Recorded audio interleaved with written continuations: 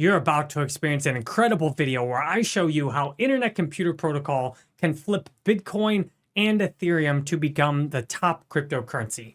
In order to understand this fully, there's a lot of things we're going to need to cover, starting all the way from the beginning with what is money. If you need an executive summary in the first 10 minutes or so of this video, I'll give you the key points. However, for me, it took 10 years in crypto and thousands of hours of research looking at thousands of different altcoins before I could really understand this. Because while Internet Computer Protocol is the best technology in crypto, not everyone knows that. And this video will explain to you why everybody doesn't know that and the bigger picture in crypto. If there's any one crypto video in the world you would want to watch all the way through to go from zero to where I'm at today, with thousands of Internet Computer Protocol as my entire crypto portfolio, this is the video for you.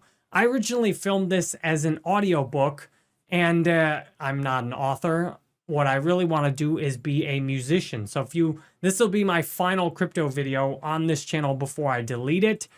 Then I'll be creating music videos every day on my main Jerry Banfield channel. I've already made some crypto music videos, and I'll be doing more on this channel. So if you want to stay connected, you can go to Jerry Banfield. My main channel, all of everything is linked on jerrybanfield.com, my YouTube, my Spotify, and you can chat with me in open chat. So I appreciate you watching. In the initial version of this, I was going to include a bunch of lectures at the end that, well, I just stopped filming because I'm not going to write books. So this video is going to include, to begin with, the summary, then what is money, inflation, which is why we really need cryptocurrency.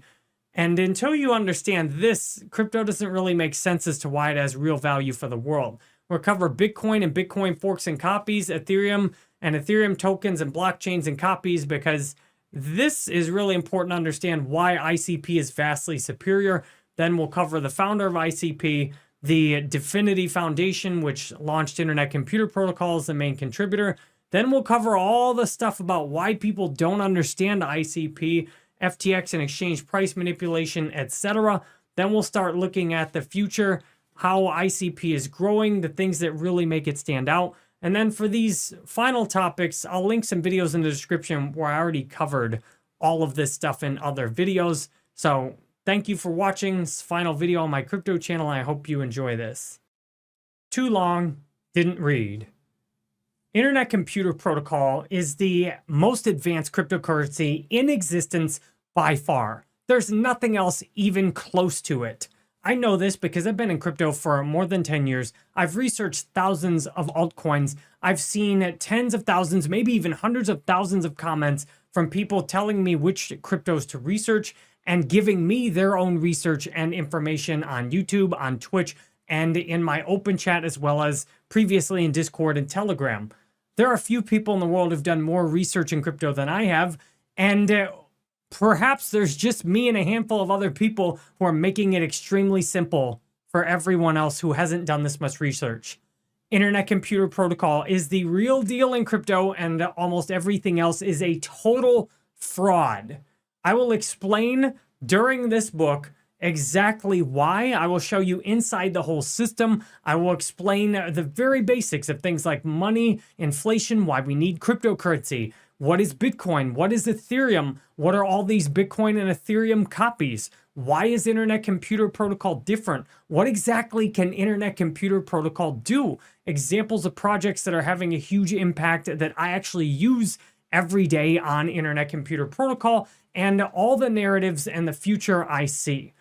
In crypto, I see a future where almost everything's going to be built on Internet Computer Protocol and the technology that runs it on a private version, which will be interoperable, because cybersecurity is going to demand that this infrastructure we have now get upgraded to one that's secured with cryptography. Now, this is one potential financial future I see, and I personally have invested, as of today, I have tens of thousands of dollars myself in Internet Computer Protocol.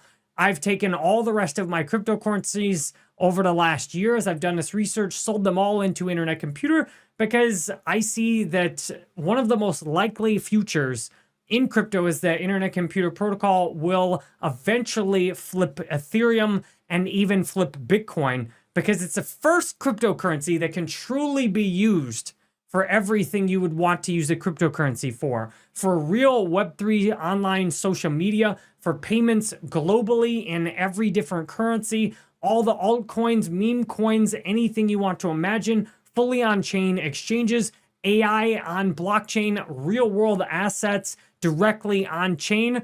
Internet Computer Protocol is truly the everything crypto. There's nothing else that even comes close to it.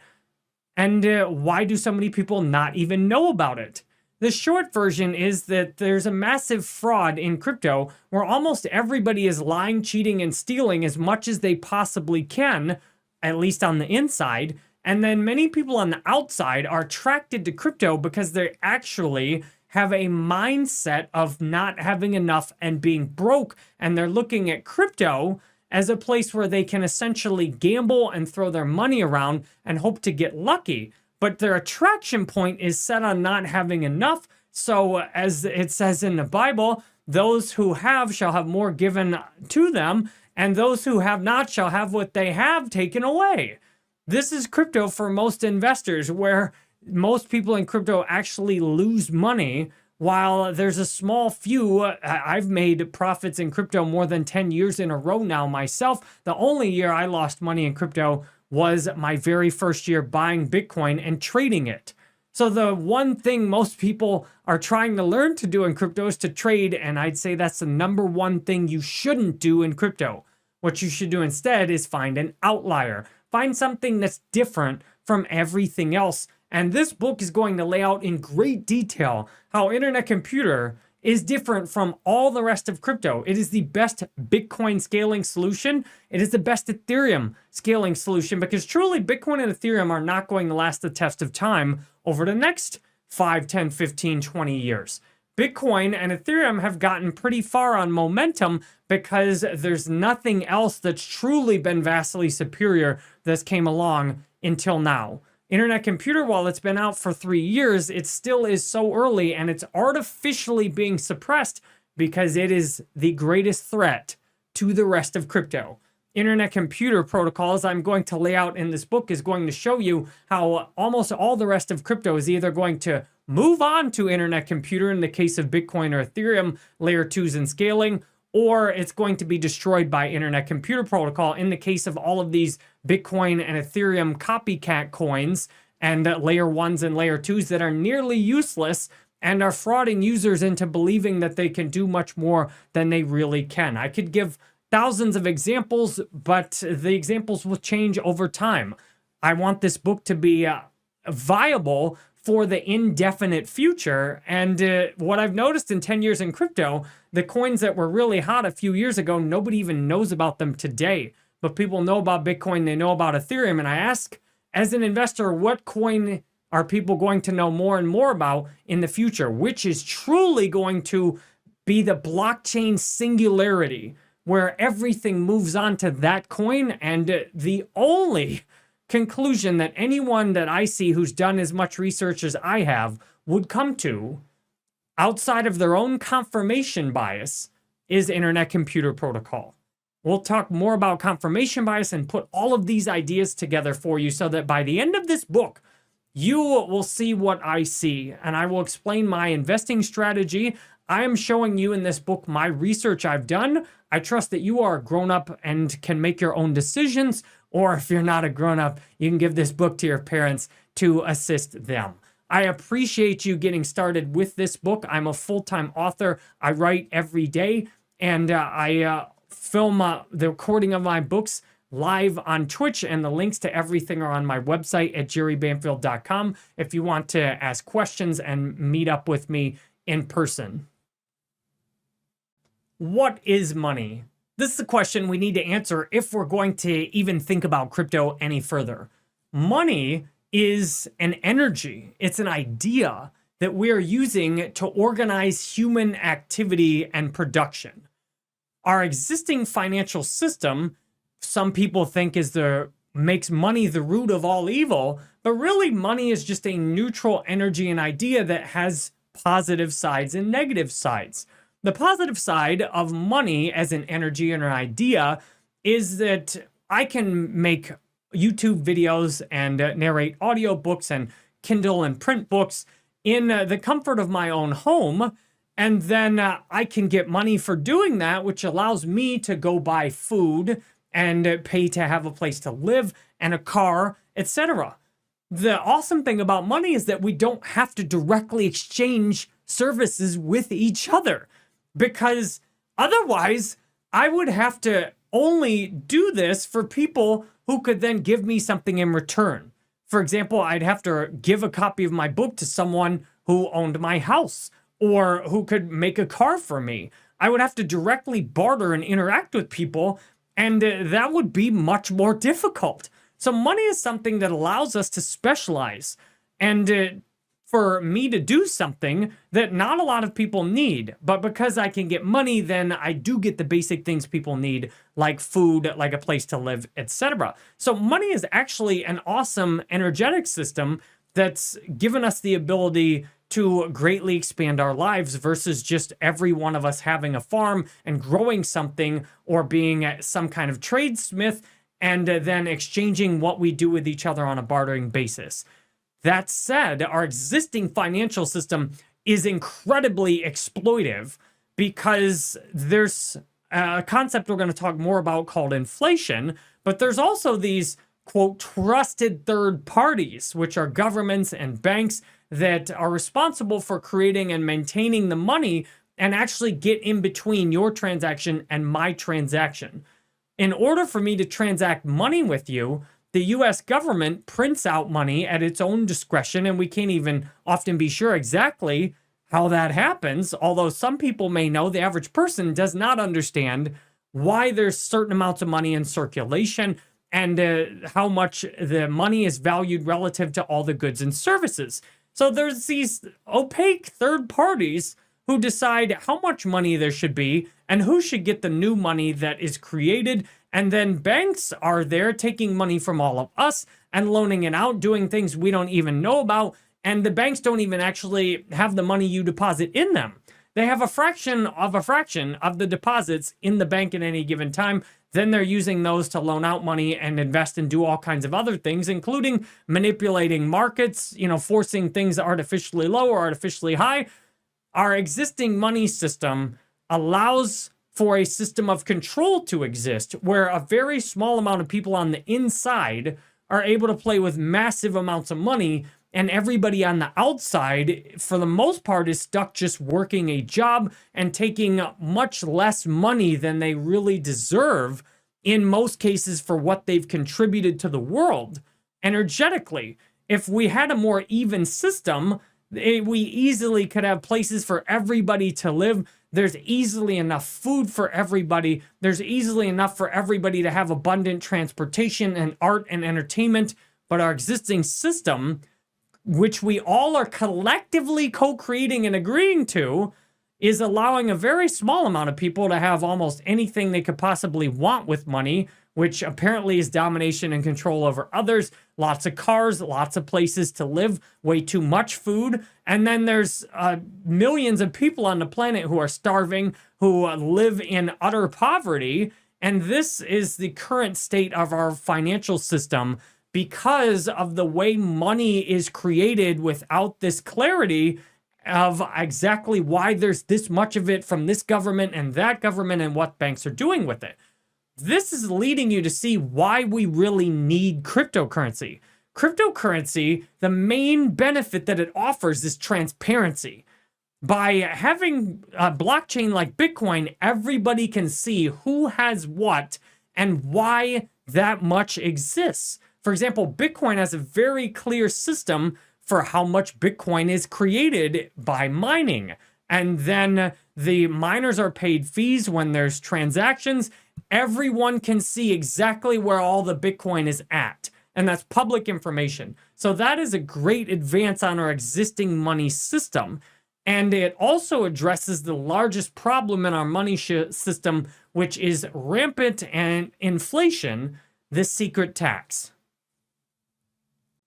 Inflation, the silent tax, and the biggest reason we need cryptocurrency. When we're looking at how our money is created today. One of the biggest problems we have is that there's a silent tax called inflation, and the way money is created is not obvious to people. What is happening is that the governments create this money in collaboration with the banks and loaning and borrowing in a system that is too complicated for the average person to understand. And long story short, the people who are closest in power to the money printers are able to borrow huge amounts of money at insanely low interest rates and then use that money to buy assets, things that have real value like companies, gold, etc., and then manipulate the entire system based on this advantage. This means that the average person who's working for a job and just trying to get money cannot save money because inflation is constantly destroying the value of the money that you actually have. When you're making $100 and then you're saving that $100, well, the next year, depending on where you live, that $100 might only buy you $90 or $95 worth of the same goods and services it bought the year before. In some countries, the inflation is so bad that the $100 worth of currency you made this year, if you save that for a year, it might only buy you $50, $25 of the same goods and services the year before. Inflation is keeping people stuck in this cycle of going to work and then being consumers. Because when you know that the value of your money is constantly dropping, you know that there's no reason to save it. And when you have no reason to save your money, then you might as well go buy whatever you want today. And even worse than that, when inflation is so bad and you can actually get a loan, then the smartest thing to do is actually to take a loan out and then to buy something which will appreciate. And this is how many of the richest people in the world are people who just know how to live with debt and to capitalize on this part of the system. For example, if you're making a wage at a job and you can get a loan at, let's say, 3% interest to buy a house, you can then take all this money, a relatively small amount of cash in hand, get all this money lent to you. You can then buy a house, and the house in many cases will actually go up more than 3% a year in value. You can essentially get paid to borrow money. And that's what many of the richest people in the world are doing is, for example, with Bitcoin, you've got Michael Saylor borrowing all this money to then buy Bitcoin, and then that Bitcoin is going up at a much higher rate of appreciation than the actual money is being used to pay interest on that he borrowed it with. So when you've got inflation allowing people who have credit to borrow at lower interest rates than the inflation itself, you've got a system where the more money you have, the more money you can borrow, and the more money you can borrow, the more assets you can buy, and the more assets you can buy, the more power and wealth and control you have, the more money you can then borrow.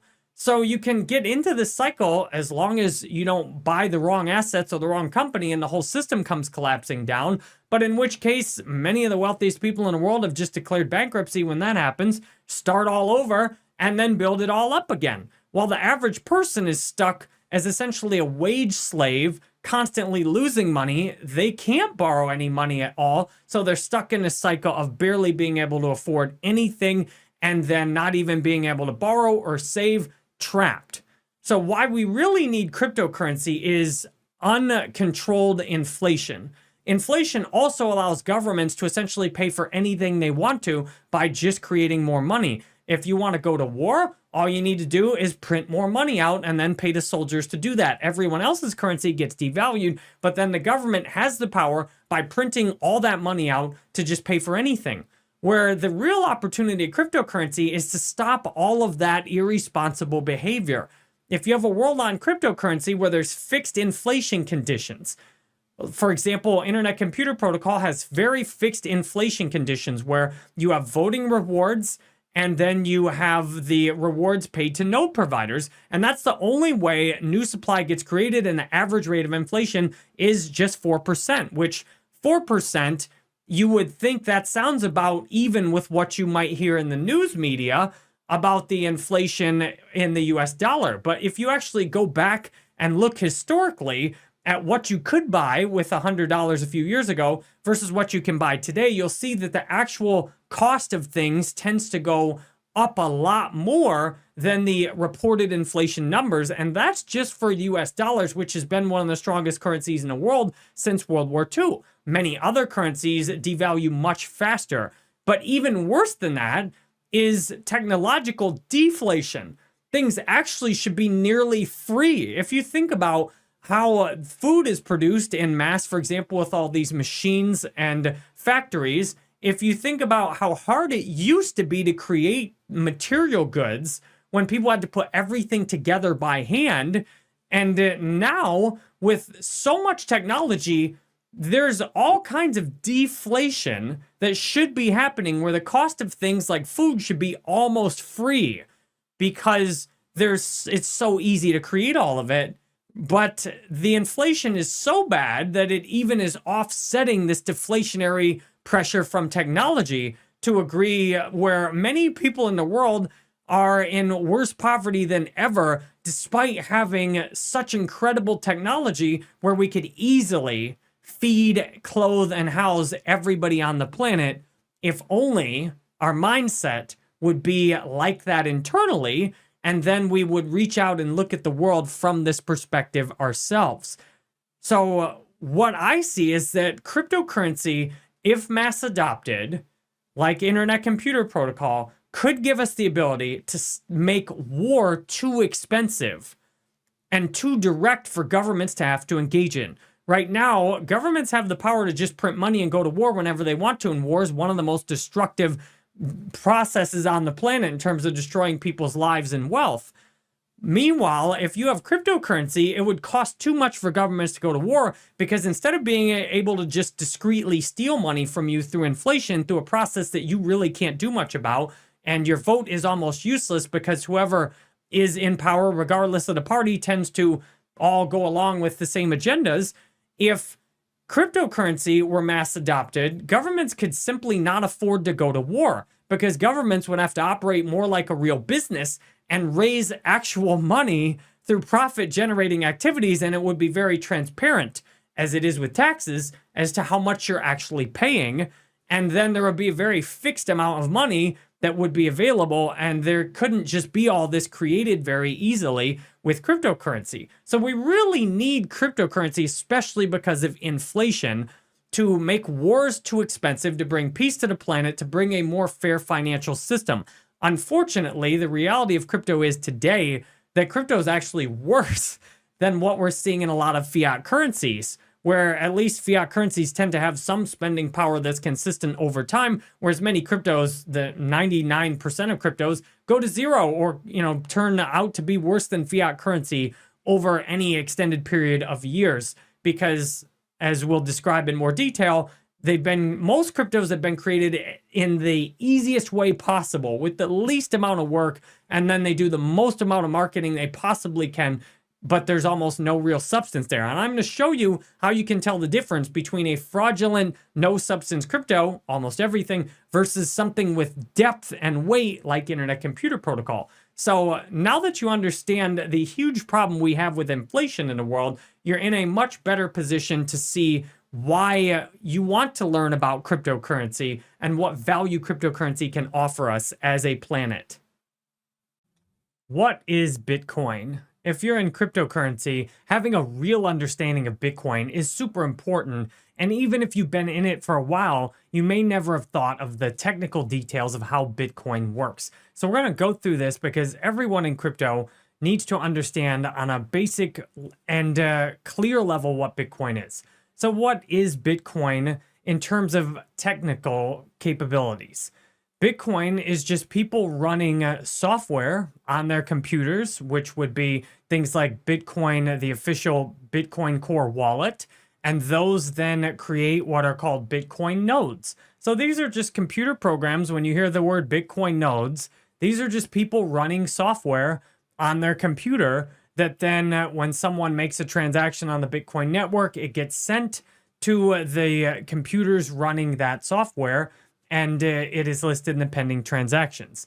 When you hear things like Bitcoin mining, Bitcoin mining is people running specialized types of computers with software that then tries to solve a very difficult math problem. And whoever solves that math problem then gets to process all the transactions and create the next Bitcoin block. Then there's the entire Bitcoin blockchain, which is a history of all the blocks that have been put together. Then there's the Bitcoin Core GitHub, where a handful, that's not very centralized, is it? It's pretty centralized. It's not very decentralized. It sounds pretty centralized. A handful of developers are able to upgrade or make changes to the Bitcoin Core wallet and code, which then is essential for running the Bitcoin blockchain by people running the Bitcoin Core wallet and Bitcoin nodes. Then there's many other types of software people have made to interact with the Bitcoin blockchain. But as you can see, this is just, at the end of the day, it is a protocol or a series of lines of code that people are running on different computers that then those computers talk to each other. Very similar to how the internet works, except the big breakthrough with Bitcoin is that for the first time, the Byzantine general problem was solved with money, so to speak. That is the quote, trusted third-party issue. Right now in money, you have this, quote, trusted third party, which banks, governments that print money and just create it. And then when all of us are transacting, we are interacting through these, quote, trusted third parties. And what was really a huge innovation with Bitcoin is that it finally solved that problem by having a transparent blockchain where everybody could see how where all the money was and how each block is being put on there through the Bitcoin mining process. So the way Bitcoin is created is completely transparent and obvious to anyone who's looking at the blockchain or the tools. You can see the exact math problem that you need to solve in order to put the next Bitcoin block on and earn the Bitcoin mining reward. And this means that for the first time ever, we have peer-to-peer money.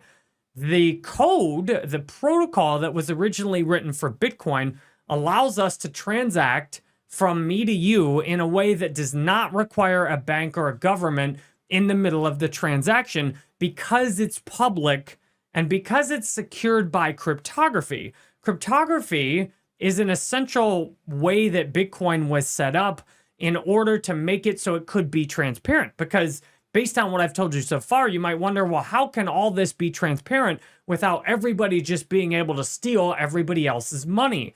Well, the big innovation here was to use cryptography, and especially asymmetric public key cryptography, where you can have a public key and an address that you can think of it like a post office box or a mailbox, where everybody can know where to send you the Bitcoin, but then you have a private key that unlocks that mailbox, and only the holder of the private key can actually unlock that mailbox. And this is what you do in cryptography, where you have these equations that you run, where you use in Bitcoin, it is a very long 256-bit or 256 zeros or ones in sequence, which gives you 2 to the 256th power, or around 10 to the 80-somethingth power in possible numbers that could be private keys.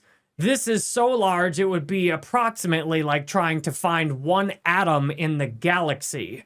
So you can get an idea that there's literally machines that guess Bitcoin private keys all day, and they never get one successfully outside of perhaps some of the very early numbers that people intentionally used.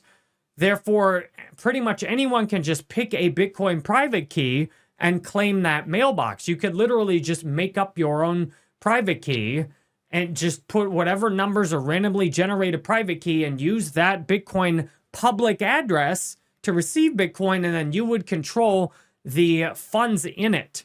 How this works is the Bitcoin private key then goes through a cryptography equation or an asymmetric math equation where you put the private key in, And then you are able to derive a signature that proves to everybody that you use that private key to make the transaction. And then the public key matches, it all goes together.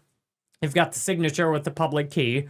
And then everybody on the blockchain can see that the private key was used, but you can't take the public key, or you can't take that public Bitcoin address, or it's theoretically possible if you had a powerful enough computer, a signed Bitcoin transaction would be much easier to take back in reverse than a public key. So you can't just take someone's public key address without insane amounts of computing power and then generate the private key address out of that. That is called asymmetric cryptography. Asymmetric meaning you can go one direction, but you cannot go back the other direction. Because of what I just said about how the private key generates a signature, which then proves to everybody that the private key was used to unlock the Bitcoin that is visible in the public key address, then the signature is created. Now, the signature is less secure than just having the public key.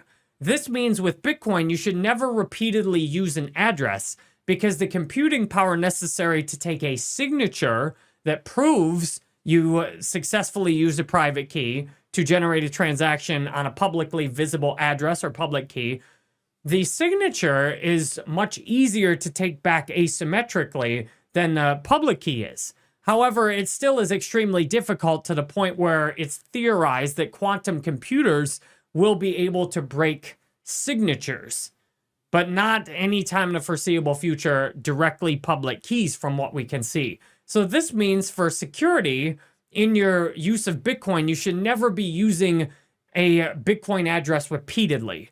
And there's so many of them, 2 to the 256 power. There's so many Bitcoin addresses, you should never be needing to reuse one anyway.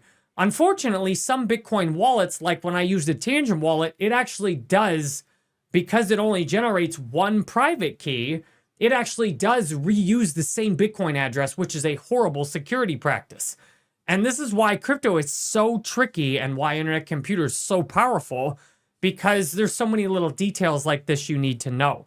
But if you're wondering, well, when I use a wallet, how do my addresses get generated? First of all, if your crypto is on an exchange, and we'll talk more about this later, they're actually holding the Bitcoin for you. You don't actually have any yourself, and you may not even have any at all, even if it says there is some in your wallet and you've bought some.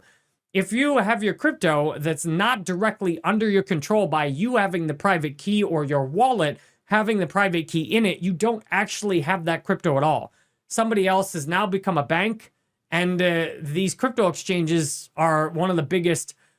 They have value, but they've also sabotaged the value of Bitcoin, because anytime you have a third party holding your Bitcoin, you're now right back to a quote trusted third party who's holding your money for you, which eliminates completely the value that we wanted, that we were excited about when Bitcoin got started. That's why I got into Bitcoin in 2014. Then with Bitcoin, if you're actually holding it in your wallet, you have to maintain access to the private keys. If you lose the private key to your Bitcoin, it is irretrievably lost. Outside of guessing something that's 2 to the 256 power, you will have no ability to recover it. This is one reason the Bitcoin price is so high, is because massive amounts of Bitcoin have been completely lost. People have done things like mine Bitcoin and get hundreds of Bitcoin on their hard drive, and then they threw their hard drive out. Why? Because when Bitcoin first came out, it was nearly worthless, so people often mined a bunch of it, and it was so worthless, and there was nowhere to even transact it, nobody who even accepted it. And in some cases, people simply left their old Bitcoin hard drive, which had a few cents, maybe a few dollars of Bitcoin on it, and in some cases, they then threw their hard drive out by accident or just cleaning out their closet. Then when the Bitcoin price pumps, all of a sudden now they want to go in the landfill. So there's many, many stories like this. Husbands who've died and their wife could not find their private key, and then the Bitcoin is lost. So one reason the Bitcoin price is so high is because it's estimated that millions of Bitcoin have been irretrievably lost, where the original private key holder lost the private key. And therefore, if you multiply whatever today's price is, like it's 50 or so thousand while I'm recording this, you've got billions and billions of dollars of Bitcoin that has been lost irretrievably, which creates scarcity in the supply. Now, if Bitcoin continues to be used longer and longer, the supply will get more and more scarce simply because of people losing their Bitcoin. But the more you have trusted third parties, and I say trusted in quotes, like exchanges, which to me are generally fraudulent. I would say an exchange that's actually honest, that's not doing things like what I'm about to describe, would actually be the minority. So I buy most of my Bitcoin I have bought on Coinbase, and to me, they seem to be one of the more trustworthy exchanges. However, some of these exchanges appear to be double, triple, in some cases, maybe 10 or even 100x selling the Bitcoin that they have. For example, when you take your Bitcoin and deposit it on an exchange and you sell your Bitcoin to US dollars and put that in your bank account, the exchange then, let's say you put one Bitcoin on, the exchange now has $50,000 of Bitcoin sitting on there. What some of these massively dishonest exchanges do is they then list Bitcoin sale orders after you sold it. They sit there and buy it, and then they're holding it. Then what they do, some of them, they list that same one Bitcoin, and they'll list it twice, 3 times, 5 times, 10 times, whatever they can get away with. So you deposit $50,000 worth of Bitcoin on the exchange, they sell $500,000 of Bitcoin, and the majority of people don't even withdraw it from an exchange. So then in some cases, you've got 8 people sitting there thinking they have a Bitcoin. One person actually withdraws it. Now nobody even actually has the Bitcoin anymore on the exchange, but 8 people are sitting there thinking they do have the Bitcoin.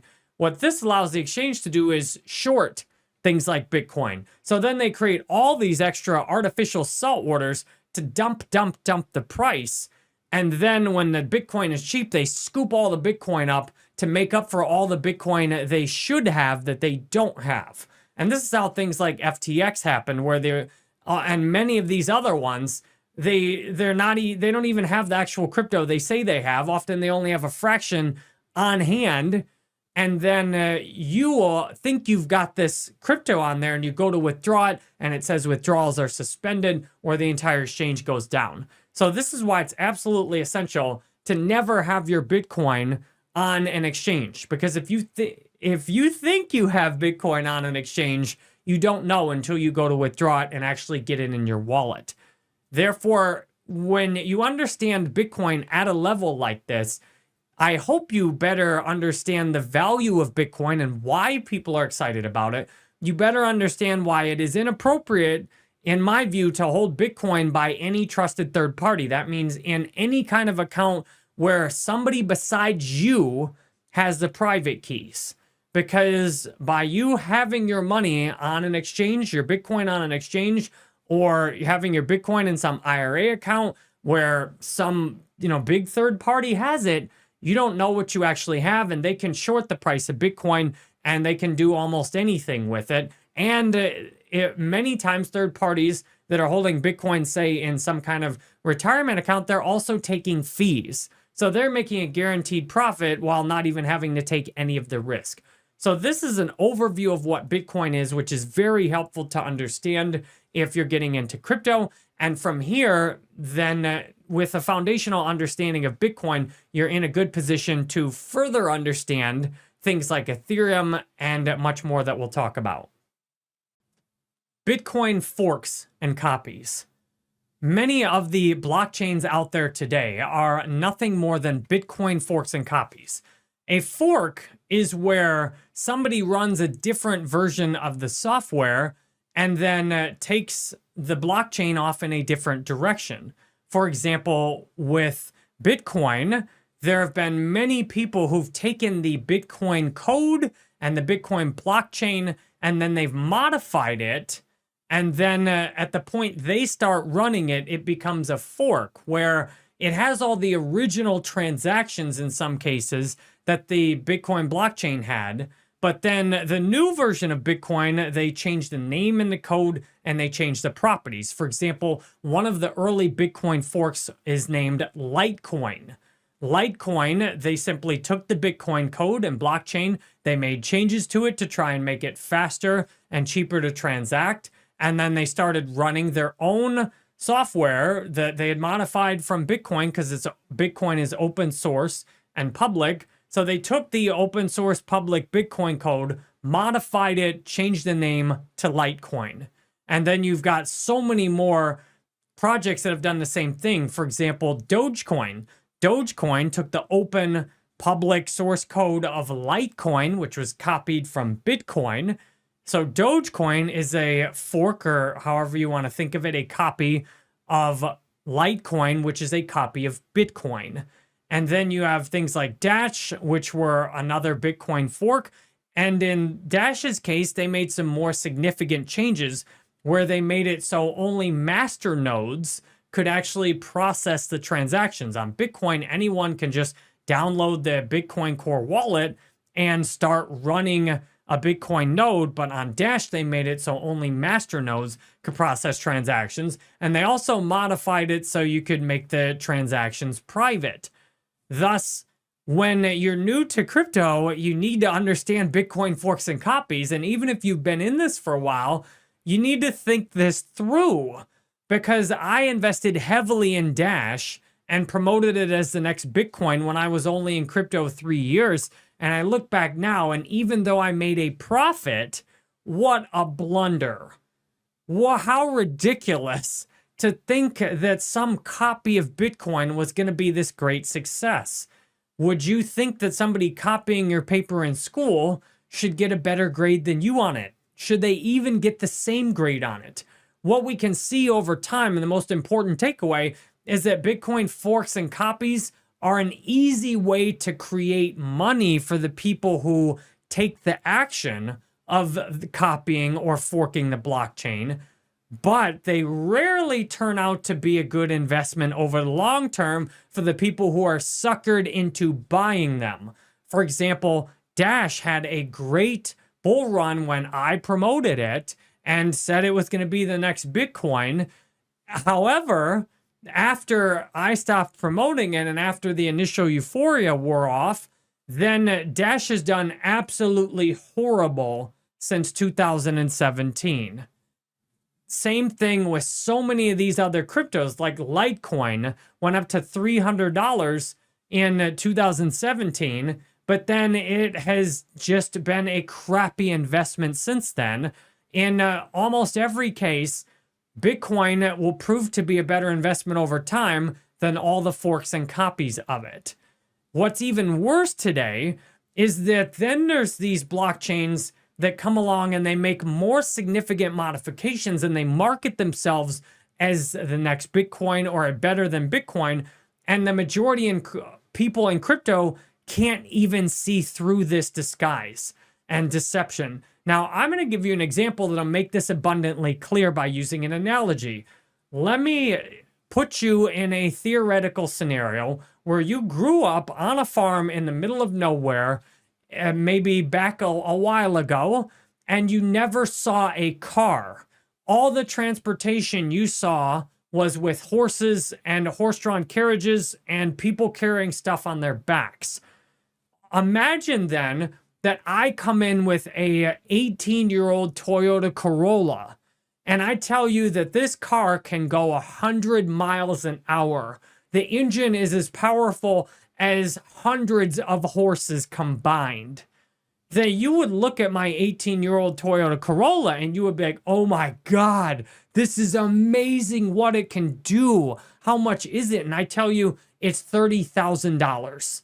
And to you, that might look reasonable if all you've ever seen is horses and you've just taken your farming fruits and vegetables and sold them at the market and saved up all this money. You might think it's reasonable to buy a car from me that I'm charging $30,000 for because all you know is horse-drawn carriages. And by comparison to that, this car looks so much more powerful. But then you start driving the car and then you encounter other cars on the road. And the more you encounter other cars on the road, you start to wonder how much those cost and how fast they can go. And then the Corolla starts breaking down because it's 18 years old and it has 200,000 miles on it, which weren't things you thought to ask about because you never had seen a car before. But once you become aware of all the other cars on the road, you see there's people driving Teslas that go much faster and that are battery operated. You see people driving sports cars that are loud and fancy and flashy and hardly have any miles on them. And you finally discover that I ripped you off by selling you a Toyota Corolla for $30,000, that if you had known better, you wouldn't have paid more than $3,000 for it. That's almost all of crypto right now with things like Caspa. People look at Caspa, which basically is a copy of Bitcoin, and they've put a term called directed acrylic graph on it, which allows you to process blocks in parallel instead of doing them one at a time like Bitcoin does. And they've fooled the masses with comparing it to Bitcoin, because compared to Bitcoin, Caspa looks amazing. As with my Corolla compared to horse-drawn carriages, where in this analogy, Bitcoin was horse-drawn carriages and my Corolla is Caspa. But the truth is the technology is barely more than a Bitcoin copy with tiny amounts of modification. And then huge amounts of work on marketing. You also need to understand that it's very profitable for exchanges to list all these Bitcoin copies, because then they make a profit when for example, when Caspa pays money to an exchange to get listed on there, the exchange often makes a great amount of money on that. Then they make money from everybody trading it. And on top of that, the dishonest exchanges then make money from double, triple, 10x selling it too. So it's extremely profitable for everybody except the investors, for people to just copy Bitcoin, make minor changes to it, and then market it and say, look how much better Litecoin is than Bitcoin because the transactions are faster. Look how much better Dash is than Bitcoin because it has masternodes. Look how much better this Bitcoin Cash is because it has a little bit bigger cache size. But what you can see as an investor is that you're getting ripped off and lied to and cheated and manipulated because of your own ignorance and understanding how these technologies work and not researching the technologies themselves and how they're created, and then looking forward and thinking, is the future Bitcoin copies? No. In almost no scenario in the future do these Bitcoin copycat coins ever succeed. Because when you have technology like Internet Computer has, it's looking to make even Bitcoin and Ethereum irrelevant, and the copies will absolutely go to zero long before Bitcoin and Ethereum become overtaken. And what we can see is that these Bitcoin copies, they often do well out of people's pure ignorance and speculation and price manipulation. And then almost everybody who doesn't sell right at the top gets ripped off. And in most cases, finding something better than just a copy will get you a much, much better return. For example, in almost every case, if you would have just bought Ethereum, instead of buying a Bitcoin copy, things are going to go very well for you and you didn't need to trade. The price of Ethereum has consistently kept up with Bitcoin and even went far past it at various times. So to me, Bitcoin forks and copies are an absolute never, ever, ever invest in a Bitcoin fork or a Bitcoin copy, because the risk is almost total. The potential profit is almost zero over any given length of time. What is Ethereum? Ethereum is a cryptocurrency with very similar properties to Bitcoin. So I wouldn't say it's exactly a Bitcoin copy, but it originally functioned very similar to Bitcoin, but they had one big idea with Ethereum that made Ethereum truly the second big breakthrough we've seen in cryptocurrency after Bitcoin. Originally, it had almost all the same properties as Bitcoin, except it had a DAO that was built into it, and they built in smart contract features, which basically the idea with Ethereum was to try and make it a world computer, where instead of just having the Bitcoin blockchain, where basically when Bitcoin came out, before you had space and code for ordinals and things like that, all you could do on the Bitcoin blockchain was send transactions. The idea with Ethereum was, what if you could apply blockchain technology to bigger scope of possibilities? What if you could run Ethereum like a secure world computer? Unfortunately, it was too difficult for them to actually set up a world computer that would work at scale, which is how Internet Computer got started. Dominic Williams was one of the people in the early Ethereum community back when Ethereum was being created with the vision of a world computer, a computer that would be secured by blockchain technology, that anyone could just use that to run applications on. And unfortunately, that was way too difficult to build. Building a real world computer was not within the reach of the early Ethereum community because there were way too many difficult problems to solve in order to make that real. So what they did is they built a minimum viable world computer. They built the very basics with things like an Ethereum virtual machine, where you could do things like have smart contracts, where instead of just having transactions, you can now put much more detailed data on the blockchain and then pay a gas fee based on the amount of resources you used on the blockchain. This allowed people to do things like create token standards like ERC20 tokens, which is a smart contract token standard where you can make your own coin directly on the Ethereum blockchain.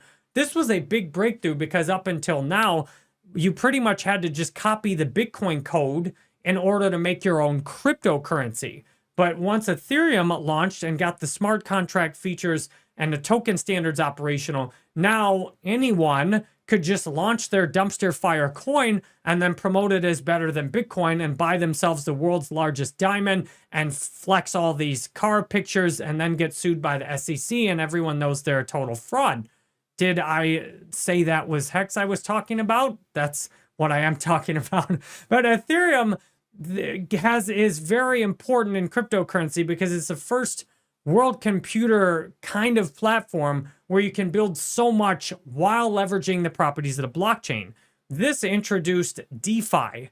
DeFi is, quote, decentralized finance. As I'll explain in a minute, it's not really decentralized in terms of once you get off the blockchain, but at least on the blockchain, Ethereum now allowed you to create tokens directly on the blockchain, and then you could trade those tokens on the blockchain directly against Ethereum. And one reason Ethereum went up so much in price is because then there are things like liquidity pools where you could lock up your Ethereum and lock up some other coin.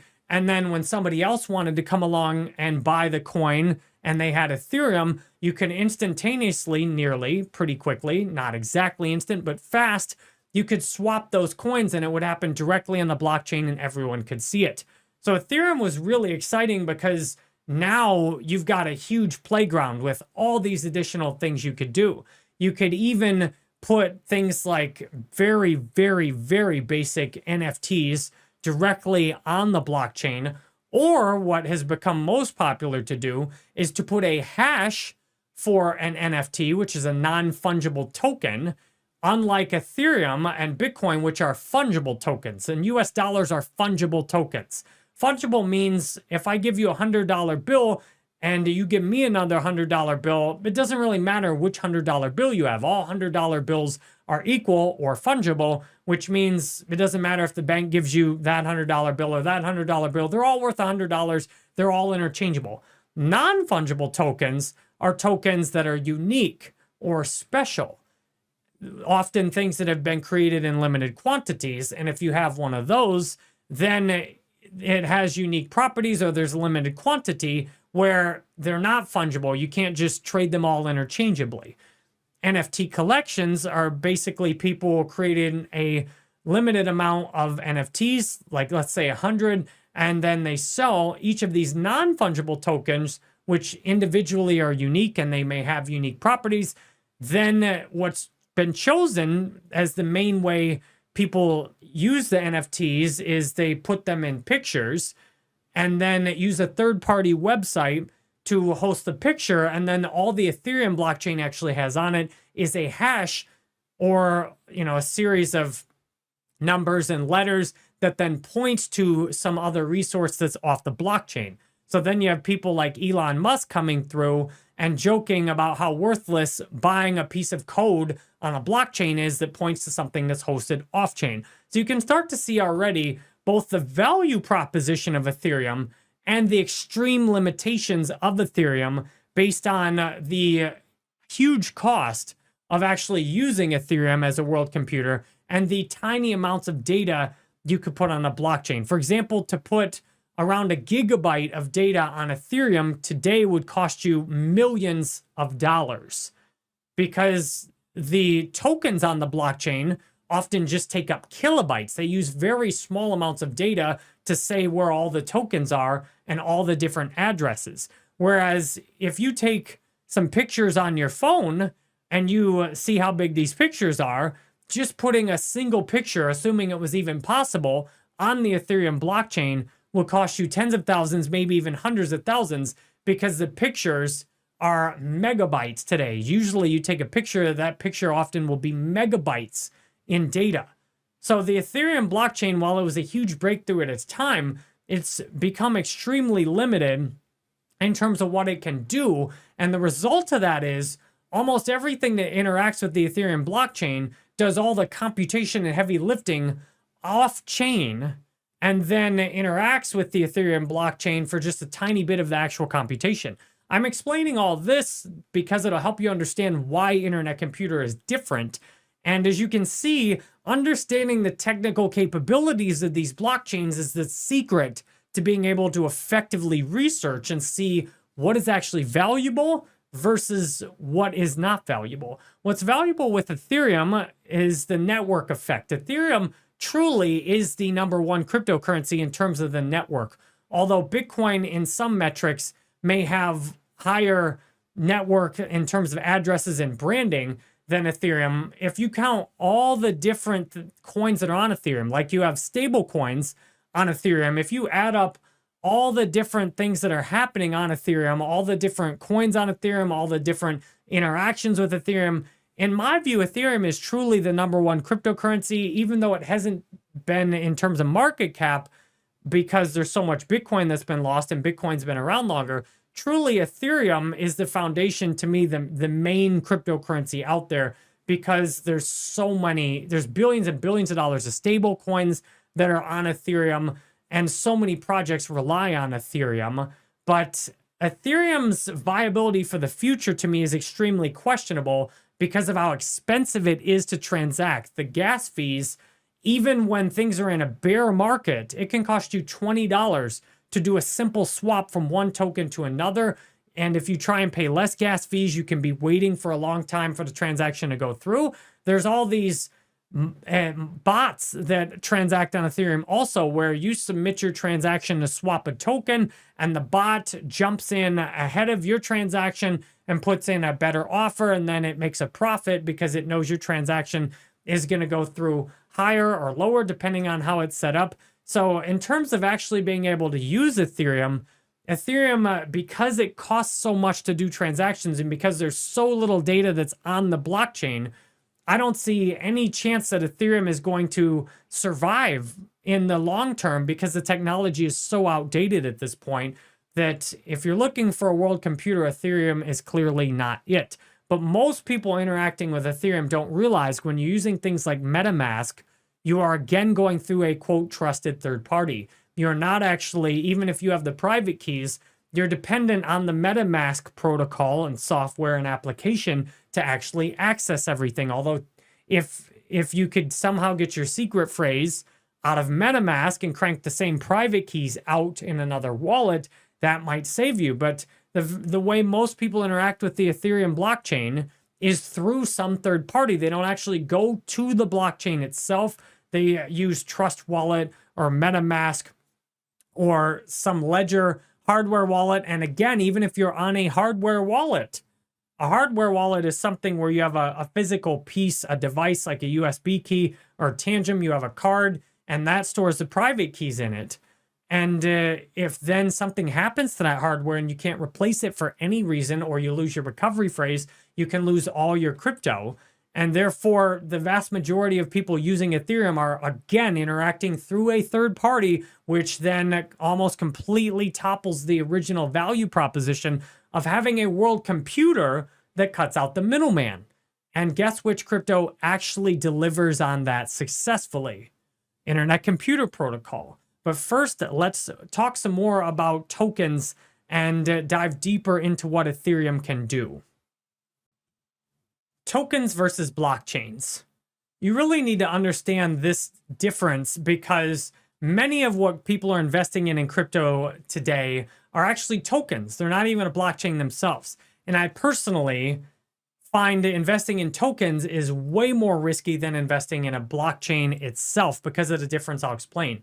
So what Bitcoin and Ethereum are, these are actual blockchains where if you're holding the Bitcoin, then you're holding the native currency of the Bitcoin blockchain. If you're holding Ethereum, you're holding the native currency of the Ethereum blockchain. If you're holding a token is something that's created on a blockchain.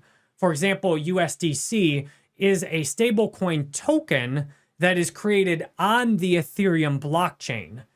If you're holding something like Chainlink, that is a token created on the Ethereum blockchain.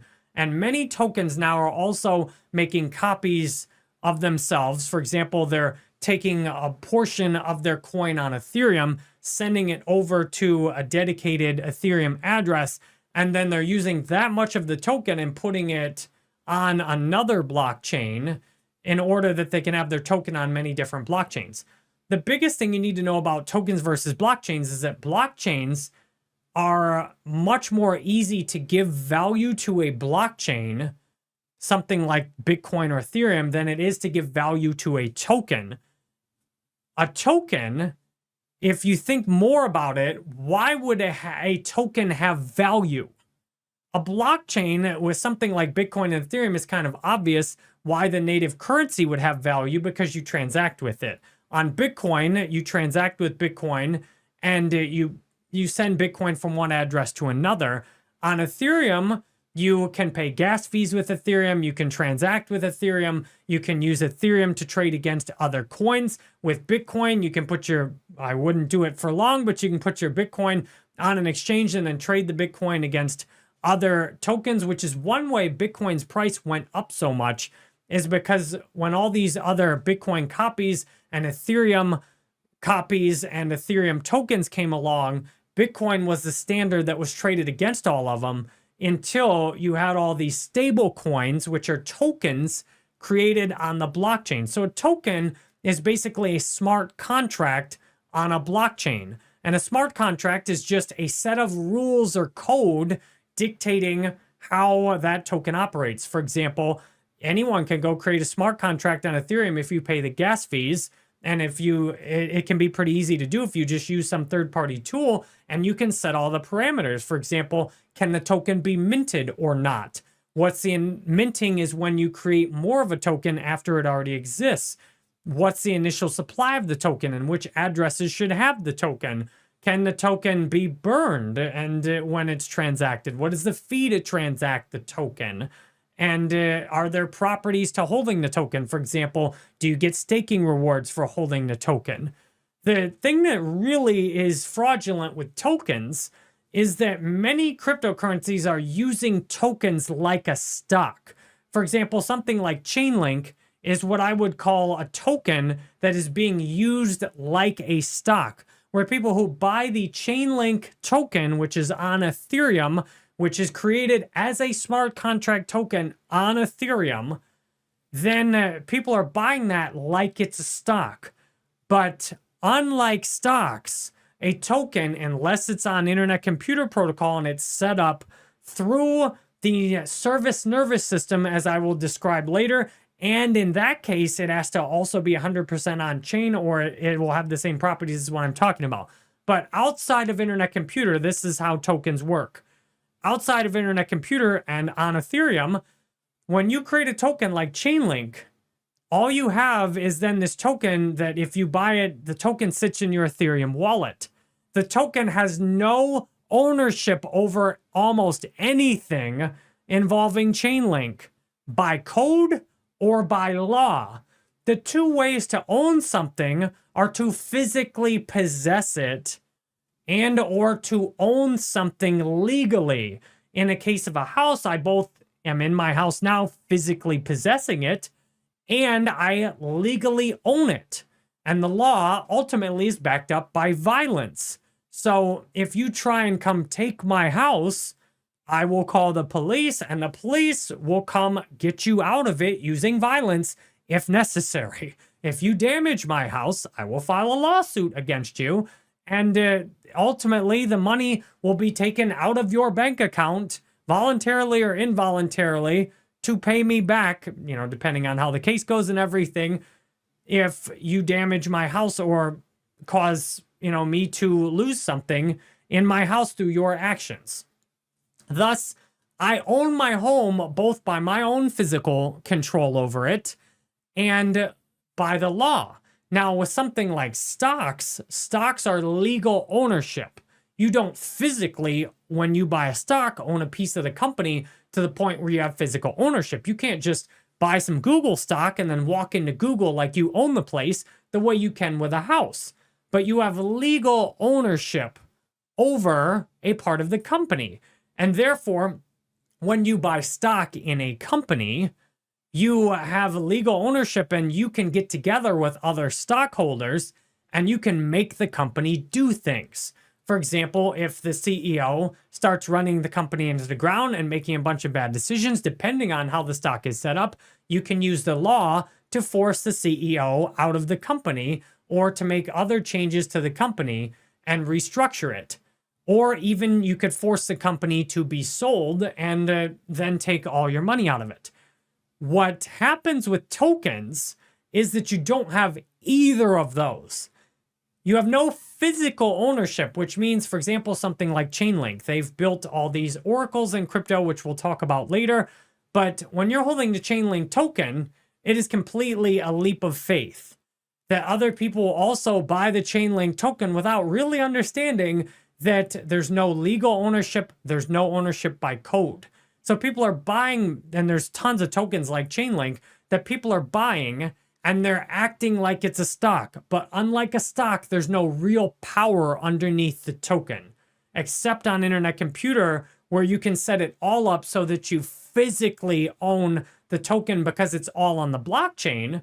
On Internet Computer, if you do a service nervous system token, you can set it up so that the holders of that token do have physical ownership by code. And then because you have physical ownership by code, you can, if you have enough voting power, you can forcibly take over the project and do anything you want to with it, which we've seen happen on Internet Computer. But because on Ethereum, for example, something like Chainlink, all the things that are valuable on Chainlink, the vast majority of things that give the Chainlink token value are not on chain. For example, holding the Chainlink token does not give you any ownership over all the proprietary code they've developed, over all the oracles they have control over. It's literally just a speculative token that they're using to fund their development. And the worst place I've seen this is in these, quote, AI tokens, where you have these tokens launching and they're capitalizing off the AI narrative, but then everything they're doing with AI is off chain. And then anything they develop, the holders of the token have no legal recourse. If, for example, let's say somebody starts an AI token and they rake in $100 million and the exchanges make a profit off of this, basically everybody involved makes a profit except the investors who get screwed. And they use that $100 million to make some very valuable technology. And then they sell that valuable technology to Microsoft. Do you realize they have the people who actually created the token and then sold the technology could get a massive payout from the token. The token could go to zero. They could get a massive payout from selling the technology. And the token holders have absolutely no legal resource in most jurisdictions to do anything to get their money back. That's why tokens to me are one of the absolute worst investments, because they're purely leaps of faith.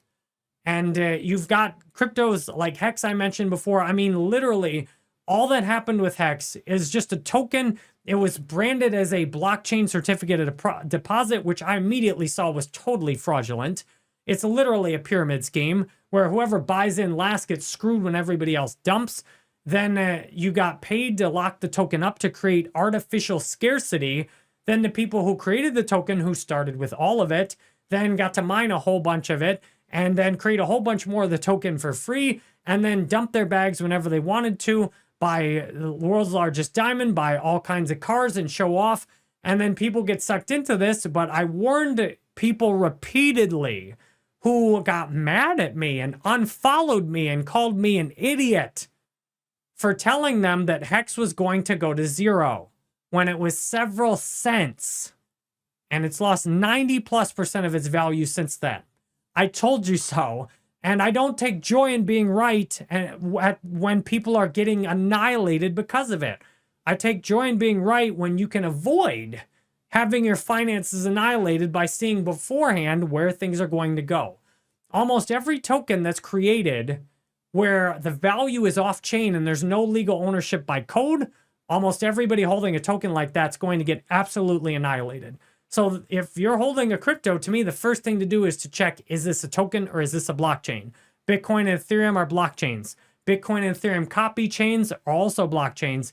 Everything else is a token. So most things in crypto are a token and not a blockchain. Once you understand tokens versus blockchains, you're going to be a much smarter crypto investor. And you'll see why ICP is so amazing, because ICP is the only technology that exists where you can actually put 100% of a token's project on chain, and then you can give tokens real value that make them true DAOs and truly equivalent to a stock through ownership by code. Ethereum copies. The vast majority of new blockchains that people are all hyped up about, and many of whom are in the top 20, I would classify as nothing more than Ethereum copy. And I will be specific here. Solana, Avalanche, and many of the other similar chains, these are nothing more than Ethereum copies. Yes, they have changed some basic things where the gas fees might be less, where the transactions might go through faster, but in almost every case, everything besides the Internet Computer Protocol that is a blockchain out there, I have never seen something else that I would truly say is more than a Bitcoin or an Ethereum copy besides Internet Computer Protocol. Now, I realize there are some chains that have made better copies and more innovations than others. But let's stop for a moment to think. If you were a person trying to make as much money as possible for yourself, would you try and build the most advanced blockchain in the world totally from scratch and solve some of the hardest problems in the world in cryptography and in computing and networking and data storing? Would you do that? Like Internet Computers done with Dfinity? Or would you just grab the Ethereum source code and grab the Bitcoin source code and take a look at them and modify a few things and then call it your own blockchain? It seems that everybody except Internet Computer Protocol has chosen to do the second approach, to just take Ethereum's open source code, modify various things, and then launch it as their own crypto, and then raise huge amounts of investor money by doing this. And the investors are looking to make a profit because they're betting that other retail investors will get fooled into buying these Ethereum copies. Things like Solana, Avalanche, and everything besides Internet Computer that have smart contracts, from what I've seen, are nothing more than Ethereum copies. And how do you know? You use the blockchain itself. If you can easily just add it to your MetaMask wallet and switch networks, for example, Polygon, I would say, is an Ethereum copy. It fundamentally works almost the exact same way Ethereum does. If you look at the developer documentation for all these other blockchains, which I've done, if you look at Ethereum's developer documentation and Avalanche, Solana, Polygon, they all work almost the exact same way. You have to host all your files and do all your computation off the blockchain because the blockchain itself, just like Ethereum, does not have enough computation power to do everything on chain. Now, yes, in some cases, the blockchains can do 10 or 20, 100 times as much computation as Ethereum has done, but it still fundamentally works the same way, and it's still so weak computationally that it can't handle most of these Ethereum copies. You cannot even put a picture directly on chain without paying a huge amount of money. Then you have Internet Computer, which is often thousands of times more powerful than these Ethereum copies, which can do all of everything from hosting a website fully on chain to being able to put pictures and videos fully on chain. If you want to really tell whether something's an Ethereum copy versus more like Internet Computer, how much does it cost to put an entire gigabyte fully on chain? We'll talk more about why fully on chain matters, but let's look at the technical capabilities. The Ethereum copies, it almost always costs a lot, anywhere from millions of dollars on Ethereum to thousands of dollars on other blockchains, and that's assuming you could even technically do it. But if you're having any kind of big application like a video game, and you want to run it fully on chain so it's truly crypto and not something that's acting like it's crypto, fake Web3, which we'll talk a lot more about, look at a comparison of how much it costs to put raw data on the blockchain. And you'll see on Internet Computer, it costs just a few dollars, like $5 or so, to put an entire gigabyte on chain for a year. And you try and do that on other blockchains, it'll often cost you hundreds, if not thousands of dollars to put a single gigabyte on chain. And if you're wondering, well, why are investors falling for all these Ethereum copies? Why are so many people buying into things like Solana and Avalanche when these are just basically technically Ethereum copies?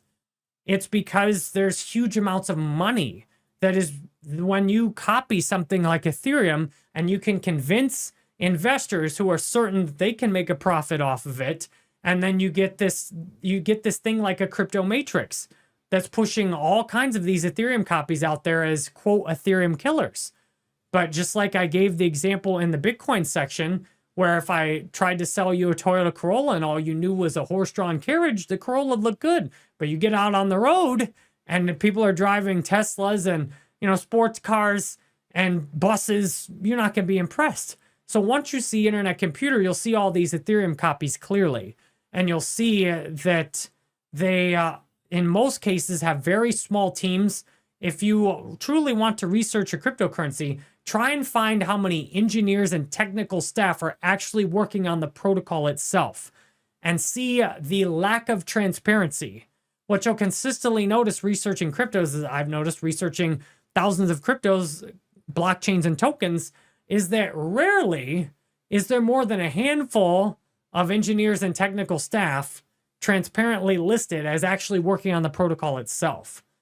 What is even more fraudulent is that many of these Ethereum copies have no viable chance of doing anything on the blockchain itself with things like AI, and yet they will be out there talking AI.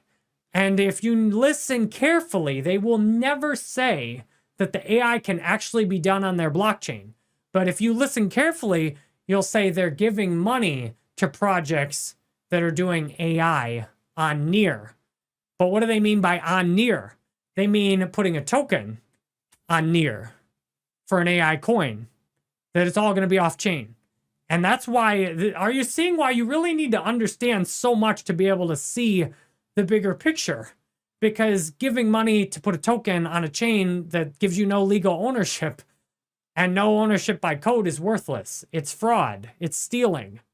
And except in the rare case where somehow it delivers value, which almost never happens over time. So be very wary of investing in Ethereum copies. In fact, I used to have Solana and Avalanche and Polygon in my portfolio.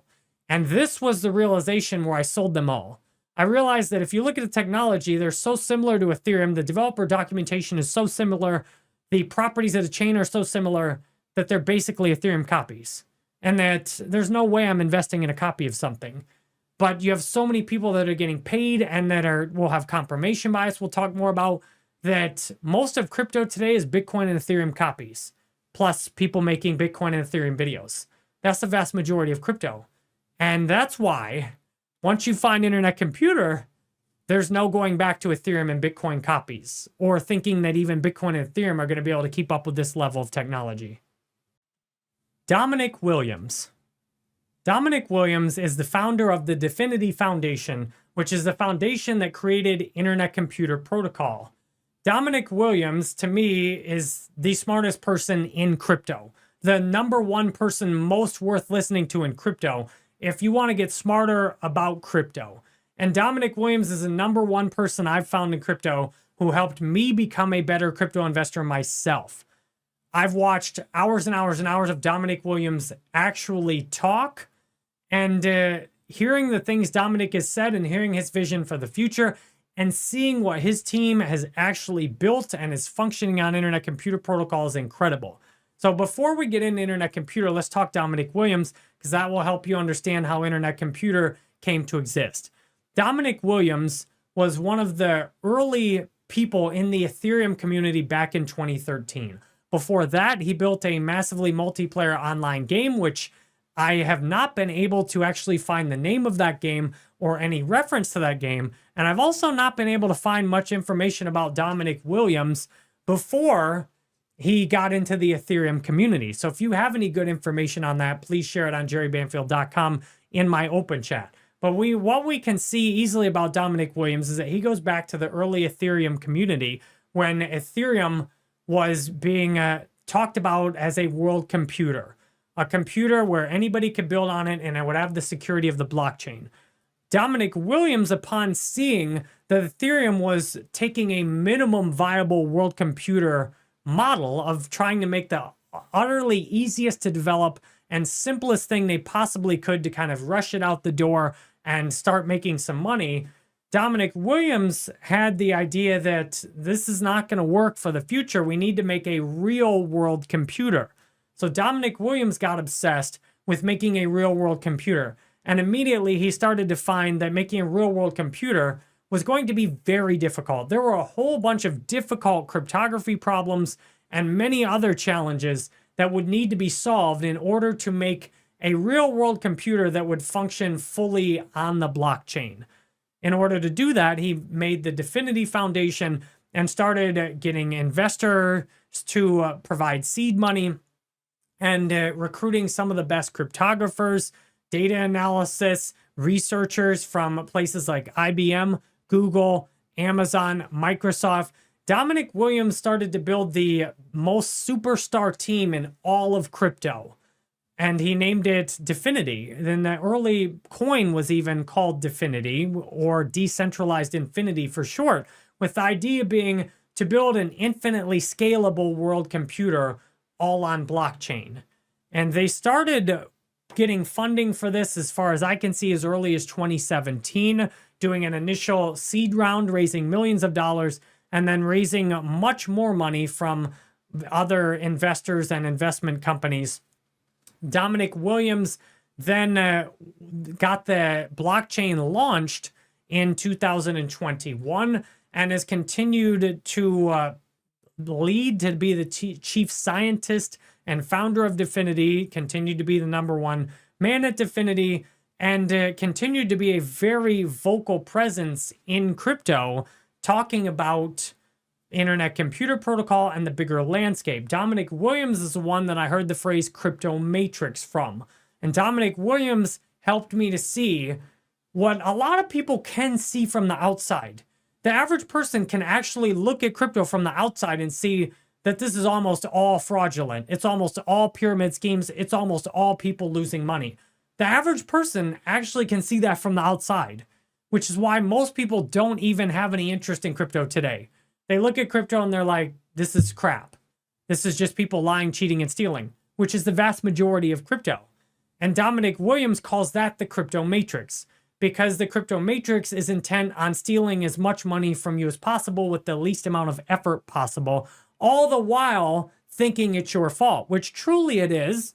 If you buy crypto without really researching it, if you just start throwing your money around in altcoins and hoping to become a millionaire, well, you certainly got that idea from somewhere. And you could argue it's everybody's fault who got you into that, but it's your responsibility to act more intelligently and thoughtfully with your money. Dominic Williams helped me see that the crypto matrix is draining people, and helped me see that I was contributing to the crypto matrix. I was out there having not, despite being in crypto for 9 years at the time I found Dominic Williams, I myself was out there doing little more than getting myself money and getting myself views and building my own crypto portfolio very effectively. But I was not giving people the best information. Once I found Dominic Williams, I'm like, oh, this is my teacher in cryptocurrency. He's been in crypto longer than me. He has huge amounts of experience in crypto. He's built the absolute best technology in crypto. This is the one person most listening to. Another thing I got out of Dominic Williams' video, which I will mention again because it's really important. In one video, Dominic said if you want to do your research on altcoins, what you need to do is look at how many technical staff, engineers, PhDs in computer science, how many technical staff like that are actually working on the protocol itself. Because if you're buying some coin, like Internet Computer Protocol, really a huge part of the value of that is what can that coin do with the protocol? What value is the protocol itself going to have that then will give the coin value? Bitcoin has value because the protocol itself introduced something new to the world, peer-to-peer currency. And because the technology itself introduced something very valuable to the world, it became valuable. Because Internet Ethereum was the first kind of minimum viable world computer, it accumulated a lot of value to the Ethereum coin, which is, you could even think of something like Bitcoin as the native token of the blockchain, Ethereum as the native token of Ethereum. However, with staking and things like that, there's a lot of utility. And because the networks themselves were getting used, then a lot of value came. And that's what's missing in almost everything else. Almost everything else, the protocol itself, technologically, has almost no value to offer the world. That's why all these Bitcoin and Ethereum copies are so worthless, because they're not the 0 to 1. If you read the book 0 to 1, you'll see how important it is to be the very first to make a big breakthrough.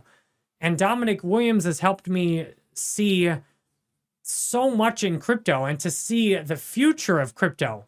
What stuck out to me when listening to Dominic Williams' videos is, first, he just sounded smarter than anybody I'd ever listened to in crypto. And second, he sounded like he could see farther into the future and had access to higher quality information than anyone else I'd ever heard in crypto before. So I would encourage you, watch hours and hours and hours of Dominic Williams' videos on YouTube. If you want to do the same research I've done, I would listen to him directly instead of taking my word for it. Dominic Williams has also helped show the fraudulent AI tokens that I've been talking about, of how these chains, and some of them are doing pretty publicly decent jobs at tricking people into thinking they're doing real stuff with AI on blockchain. And Dominic Williams and some of the Dfinity staff have clearly debunked them.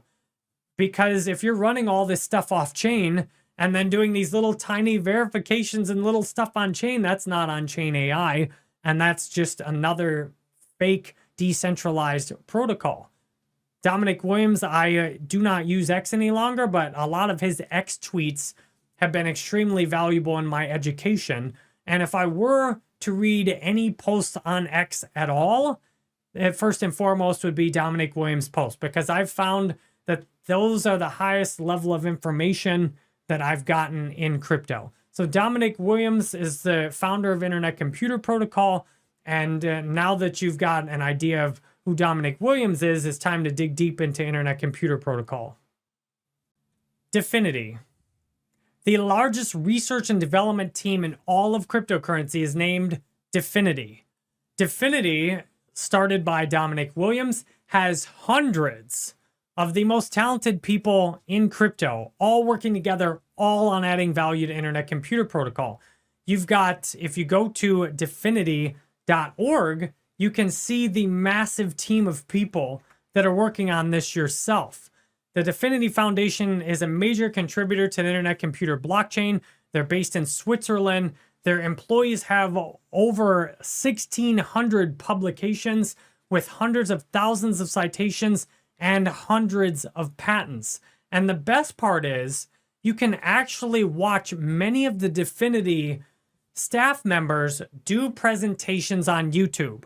One of the worst things in crypto is the complete lack of transparency where most projects, you're lucky to even get the founder themselves talking about the project.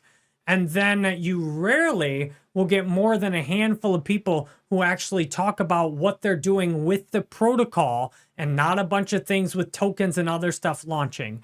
With Dfinity, if you go to the Dfinity YouTube channel, you can see presentations from people that are on the Dfinity.org website and are significantly down. They're not like right on the top, but for example, if you're on a Dfinity website today, as I'm recording this, you have Mary.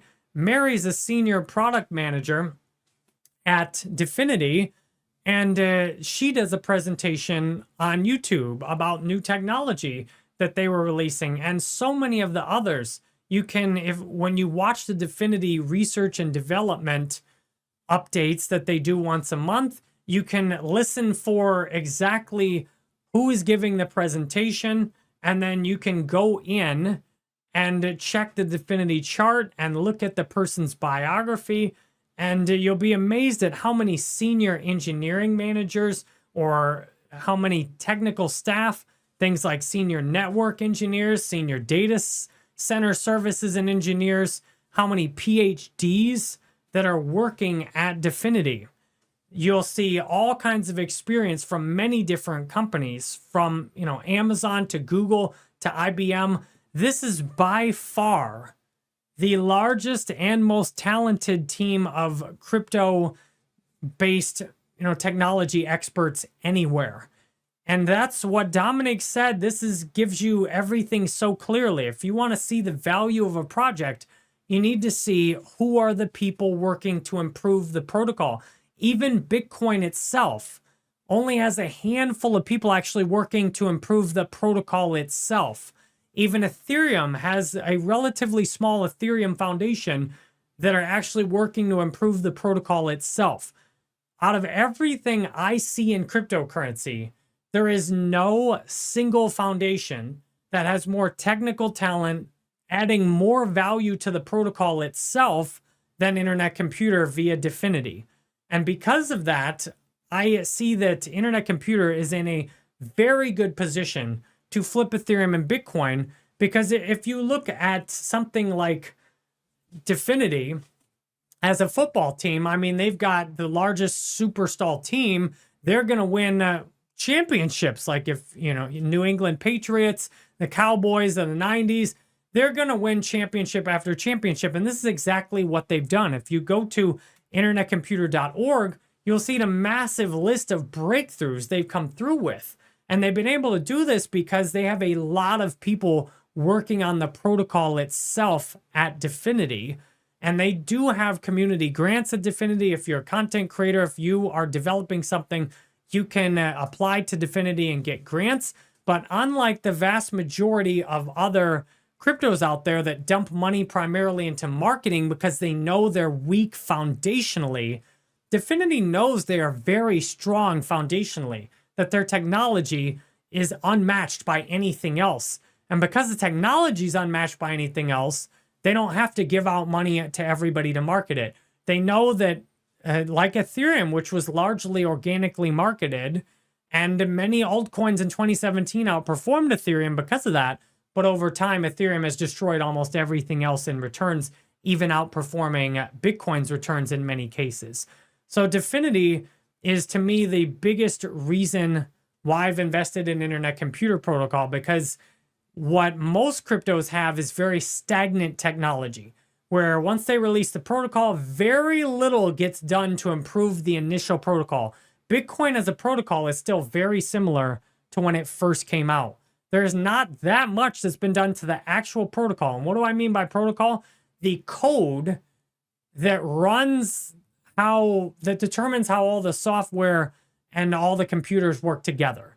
The foundational code that tells nodes how to operate and that controls how the mining works, an example in Bitcoin, is largely the same as when it came out 15 years ago, with the main difference being they made changes like to the block size, and which made things like ordinals possible. That's really a tiny amount of innovation in 15 years. What Dfinity is doing on Internet Computer is a massive amount of rapid innovation, constantly increasing the capabilities of the protocol. They are so far ahead of anything else today that nothing else has even a reasonable chance to catch up. They're so far ahead, and it's taken so much technical talent to build all this that it's also unlikely anybody's even going to be able to copy it one day. So we're going to talk about all these different aspects more going forward, and you can do your own research by, as I've done, and I always recommend you look things up for yourself so you know for yourself at Dfinity.org and on the Dfinity YouTube, which is linked. What you'll be amazed at on the Dfinity YouTube channel is the sheer quantity. I mean, they put out 491 videos. They consistently are cranking out new videos where you can see exactly what things are being innovated. You can see what people are building on it. And if you listen carefully, I mean, there's some incredible partnerships like with the United Nations. And unlike many of these other cryptos that are just talking and hyping, this stuff's being built directly on the blockchain. And because it's directly on the blockchain, its potential is drastically higher than anything else. Internet Computer Protocol. Now that you've got an understanding of Bitcoin and Ethereum and the Bitcoin and Ethereum copies, it's time to talk about how Internet Computer Protocol is truly different. Internet Computer is the first real scalable world computer that we've ever seen before. And we'll talk a lot more about why that matters. To begin with, what we need to understand about Internet Computer is that this is a full stack platform, something similar to Amazon Web Services, where you can do all the computation you need directly on chain. And that means everything from the website to videos directly on chain to NFTs, pictures, chat messages, emails, almost anything you'd want to do, even AI directly on blockchain, is all possible on Internet Computer Protocol. And that's possible because Dominic Williams and the Dfinity team have rethought blockchain from the ground up. They started off looking at how can we build a real functioning world computer with a cryptocurrency directly on the blockchain and then have all of this in one single system. That was a really hard thing to do that took years of research just to release the initial version. And then after 3 years since its initial release at the time of writing in 2024, now it has gotten the best Bitcoin layer 2 by far in terms of the technological capabilities, the best Ethereum layer 2 in terms of what it can do, and the possibilities for the future are even more exciting, with the future potentially holding fully on-chain large language models at big scale. Right now, you can run small large language models on-chain.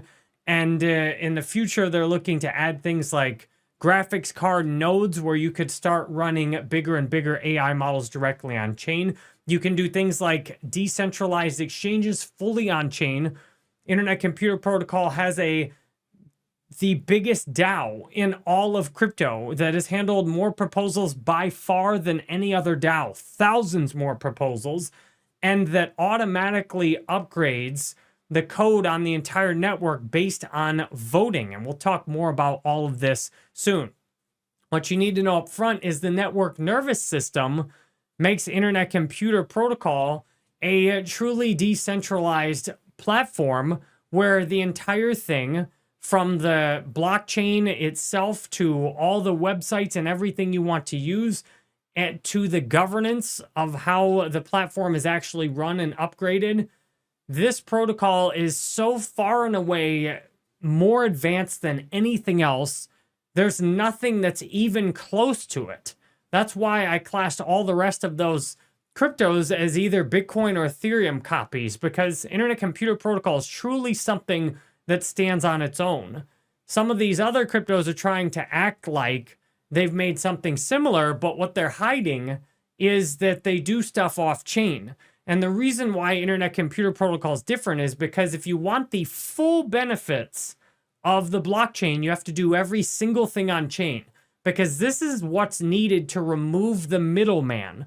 What's happened with crypto is you initially had Bitcoin, and people would get their own Bitcoin wallet, the Bitcoin Core wallet, on their computer, or they'd make their own wallet and then interact directly with the blockchain. And then you could interact with the middleman cut out. But then you have crypto exchanges come in. Then you have these big crypto wallets come in. Then you have all these websites.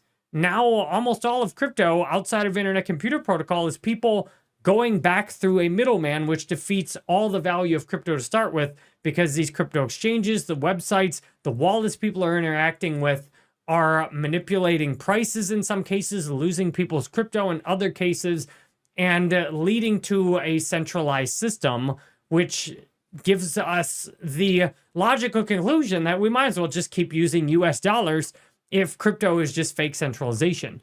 Internet Computer Protocol, yes, there is some centralization in various aspects of Internet Computer Protocol, like the voting power. Dfinity still has 20% of the official voting power, approximately. And then there's all kinds of people following Dfinity's vote as well, as I have at various points, which means when they vote, they often put the majority vote in right away. However, the system is actually set up so that it can continue to decentralize more and more over time, whereas the rest of these cryptos, I don't see any way they have any real meaningful decentralization, because you can't hardly do anything on the blockchain itself.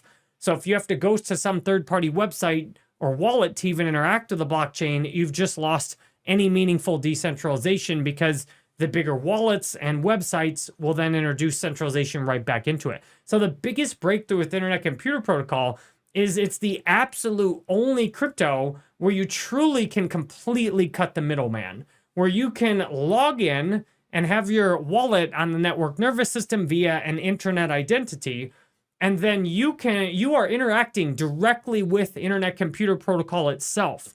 You have eliminated the middleman, and this allows for some things to be possible, like, for example, a secret wallet that you can hide from malicious authorities, which these things are not possible in any kind of practical way outside of Internet Computer.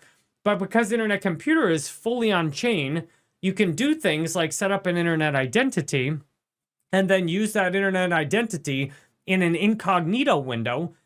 This matters a lot in countries where you have corrupt police and military and gangs that are stopping people at checkpoints and holding them at gunpoint, forcing them to give up their phones and stealing their crypto from them. Internet Computer Protocol is the only crypto you can easily keep on the down low by using it in an incognito window, closing that window, and then there's no evidence on your phone that someone could find that indicates you have a crypto wallet. This, for probably at least 1 billion people in the world, is a very important feature. Now, that said, Internet Computer Protocol does have various points of failure. Dfinity is still a huge part of Internet Computer Protocol at this point in terms of keeping everything running. And could Internet Computer Protocol run without Dfinity at this point? That is definitely questionable. That said, what we need to look at is, do we have any better option in all of crypto or in the entire world in terms of getting both a currency and a platform for building things online that is better than Internet Computer Protocol? And right now, if we look at Internet Computer Protocol and compare to everything else available, there's no better option available, and it doesn't look like there's even going to be one for the foreseeable future.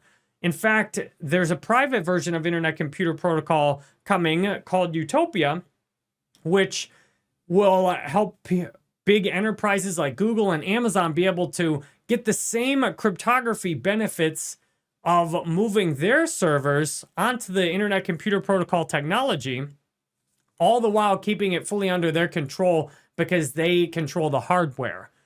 Thus, I see the future looks like it's going to run on Internet Computer Protocol technology invented by Dfinity, where Internet Computer Protocol will be the public version, and then there will be private cloud versions running Utopia that will then interoperate with Internet Computer Protocol. Thus, this looks to me like Internet Computer Protocol is going to be bigger than Bitcoin or Ethereum, simply because of what the technology can do and the massive need for the technology globally. as we'll talk about more in the future, cybercrime is a massive problem costing trillions of dollars online. Internet Computer Protocol and the technology made by Dfinity for Utopia is currently the best solution that we can see for that, which to me indicates the internet is likely to be rebuilt publicly on Internet Computer Protocol and privately on Utopia, simply because this will eliminate massive amounts of problems and push the evolution of everything we're doing forward. This is why Internet Computer Protocol is also a massive threat to the rest of crypto. Internet Computer Protocol is so advanced and so utterly dominant technologically and from the team of engineers working on it that all these other cryptos are actually scared of it.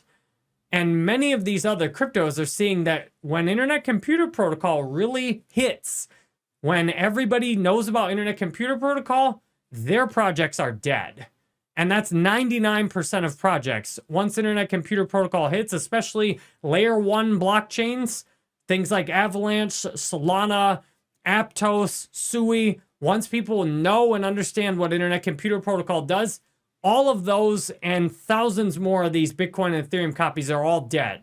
They're all annihilated.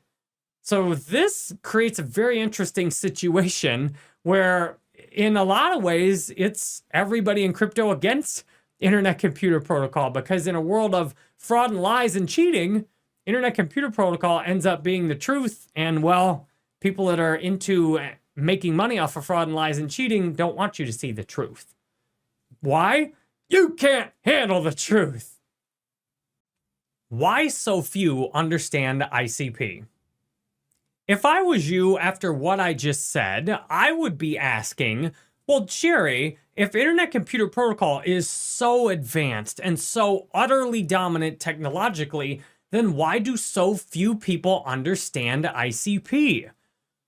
I've hinted at it before, and I'm going to go into much more detail about the reasons why Internet Computer has not reached a logical position of utter dominance. Because in your mind, you would think that having the absolute best technology, the largest research and development team in crypto, you would think that Internet Computer Protocol would already be up to in the top 5 in a minimum and maybe number 3. The problem with that is that if you're thinking logically, what we're doing in crypto is not logical. It's irrational. There's law of attraction, where a lot of people in crypto are coming into crypto because they feel broke. And they're trying to use crypto to gamble, to somehow beat the system. The same way a lot of people like me used to go to the casino out of a feeling of not having enough and feeling like the world was stacked against me. And I went to the casino to chase the feeling of getting some easy money and feeling like I'd beat the odds. The fact is that most of the people who go to the casino are losers. If you add up all the money they've invested or gambled, you will find that most people in a casino have lost significant sums of money, with those who have gambled more and played higher stakes having lost the most. How do you think they build all these casinos? Crypto, to many retail investors and even big investment companies, is nothing more than a casino. They're throwing money around, hoping to get some returns, and even to the point of blatant fraud where they are paying people to talk about certain cryptos, manipulating the prices, buying in low, and then pushing the price up with artificial fraudulent marketing and then dumping at that point. This gives us an environment where many of the retail viewers and investors in crypto are actually coming into crypto and they're not even really looking for wealth. What they're really looking for from a law of attraction standpoint is a place to lose their money, all the while like they feel like they're smarter than everybody else and going to be a quick crypto millionaire. If you want to look at it from the opposite side of retail, from the point of view of insiders, the insiders are looking at crypto as a way to trick people out of their money legally. From what I've seen, the modern day mafia is launching meme coins and investing in cryptocurrency, then using bots to push up their meme coins, paying people to talk about certain coins, and even in some cases paying people to be silent about internet computer protocol. Right now, crypto is one big fraudulent game for the majority of people involved in it, which is why the masses have not, for the most part, touched crypto or invested in it yet. The average person, as I've said before, can often look from the outside and quickly see how fraudulent the crypto world is collectively, especially when you have people doing flexes with their new cars and quick money. You can see that most people look at crypto and feel disgusted because that's truly the energy of most of what is happening in crypto. I've been in crypto 10 years. I've been one of the top content creators, especially on YouTube in crypto. And what I can tell you is, from having seen the inside myself, you would be disgusted with the backroom money deals that are happening, with the blatant rug pulls that people plan. And this is why I actually quit doing crypto and making videos about crypto in 2018. Although I still, the entire time, still had some crypto and continued to make a profit every year in crypto. I quit creating content on crypto for several years because it was so disgusting. The more I saw, the more it was just people getting ripped off. It was just founders of projects doing the smallest amount of work they could get away with, in most cases, to take code that was out there open source for free, make small modifications to it, use technical language and ridiculous comparisons to Bitcoin and Ethereum to try and make it sound like they truly innovated something amazing. And then go sell it as this is going to be the next Bitcoin, throw out a bunch of money everywhere to exchanges and to influencers and to crypto websites to market it. All the while, everybody except retail is getting rich. And what happens to retail? Not only is retail dumping money in and losing it for the most part, but retail is also dumping all this time in watching mostly useless garbage crypto content. Very few people actually understand internet computer protocol because most of retail isn't even looking for wealth in crypto, which sounds so counterintuitive. But then even those that are looking for wealth are constantly getting caught by distractions, by liars, by frauds, by misdirected information. For example, some of these YouTubers focus on things like transaction count, and when they compare their garbage chain to ICP, they literally will do things like put a dash in ICP's transactions per second. Because if they honestly presented the raw amount of computation ICP was doing per second and the amount of transactions that ICP was doing per second and the equivalent transactions that would be if you took the computation power and compared it to their junk coin, you would be showing right there with data that ICP is so vastly superior, you should never look at anything else again. So what do some of these creators do? Literally just draw a dash in their charts. I've seen creators with huge audiences literally drop ICP off of their chart completely when it has a great week. Very few people really understand ICP because there's something I would call the crypto matrix that Dominic Williams turned me on to that term. The crypto matrix is a group of insiders who are very conscious that they are trying to steal as much money from you as possible. And they are working together to make a system that extracts money from you, where you don't blame them for losing your money. You'll blame the founder of some garbage altcoin that, well, he stole my money and rug pulled it. You'll blame some influencer that, well, he made a video about it and said this was going to 100x. But where almost nobody looks is that who has set up this system in crypto the way it is today, where you have all these entities from crypto influencers to exchanges to all these altcoin founders to all these websites that have cryptos listed to all of these crypto news outlets. Who's running the system behind the scenes with the intention that instead of you knowing about the best technology in the world in crypto, that you should constantly be distracted by crappy investments that will steal your money from you. Where I see this is going in the future is that ICP, to some degree, is inevitable. The tech is so good, the team is so much further than anyone else, that the technology is on its way to being a blockchain singularity that literally consumes everything, not just in crypto, but possibly the entire way the internet is built. And what'll happen is at some point, the crypto matrix people, which I imagine they've already planned this far in advance, they'll know when the time has come to switch their game up. What that will mean is that I imagine they actually are also funding ICP, that they see that someday the game will shift away from all these junk coins and it'll shift over to ICP. And I imagine what they'll do is right when things are at a top, then something will happen, or right when they see that ICP is starting to get this unstoppable momentum, as they probably know it's going to, I imagine what will happen is the rug will get pulled somehow on all kinds of these altcoins all at once. And almost all these, Ethereum copies and Bitcoin copies are going to tank and go to zero around the same time, which might be the next bear market. And I imagine a crypto matrix is looking at this next bull market, that this is the last bull market for all these Ethereum and Bitcoin copies. And what they're going to do for the bull market after this next one is then it'll all be stuff on ICP. So if I was them, I'd be trying to discreetly load as much ICP as possible, all the while fudding it and taking my profits out of all these other coins in a way that does not crash the price and that even sets it up for a pump.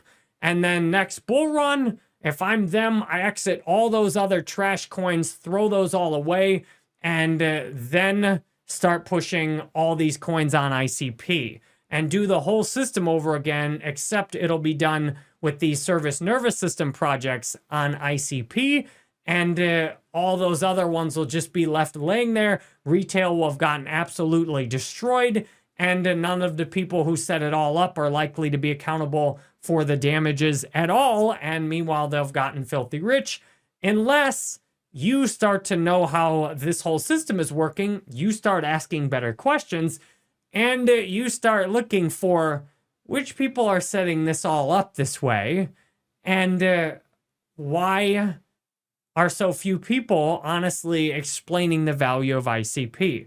Now, obviously, this is just what I see, and anything can happen. I hope this vision is useful for you to be ahead of what's coming. FTX and exchange price manipulation.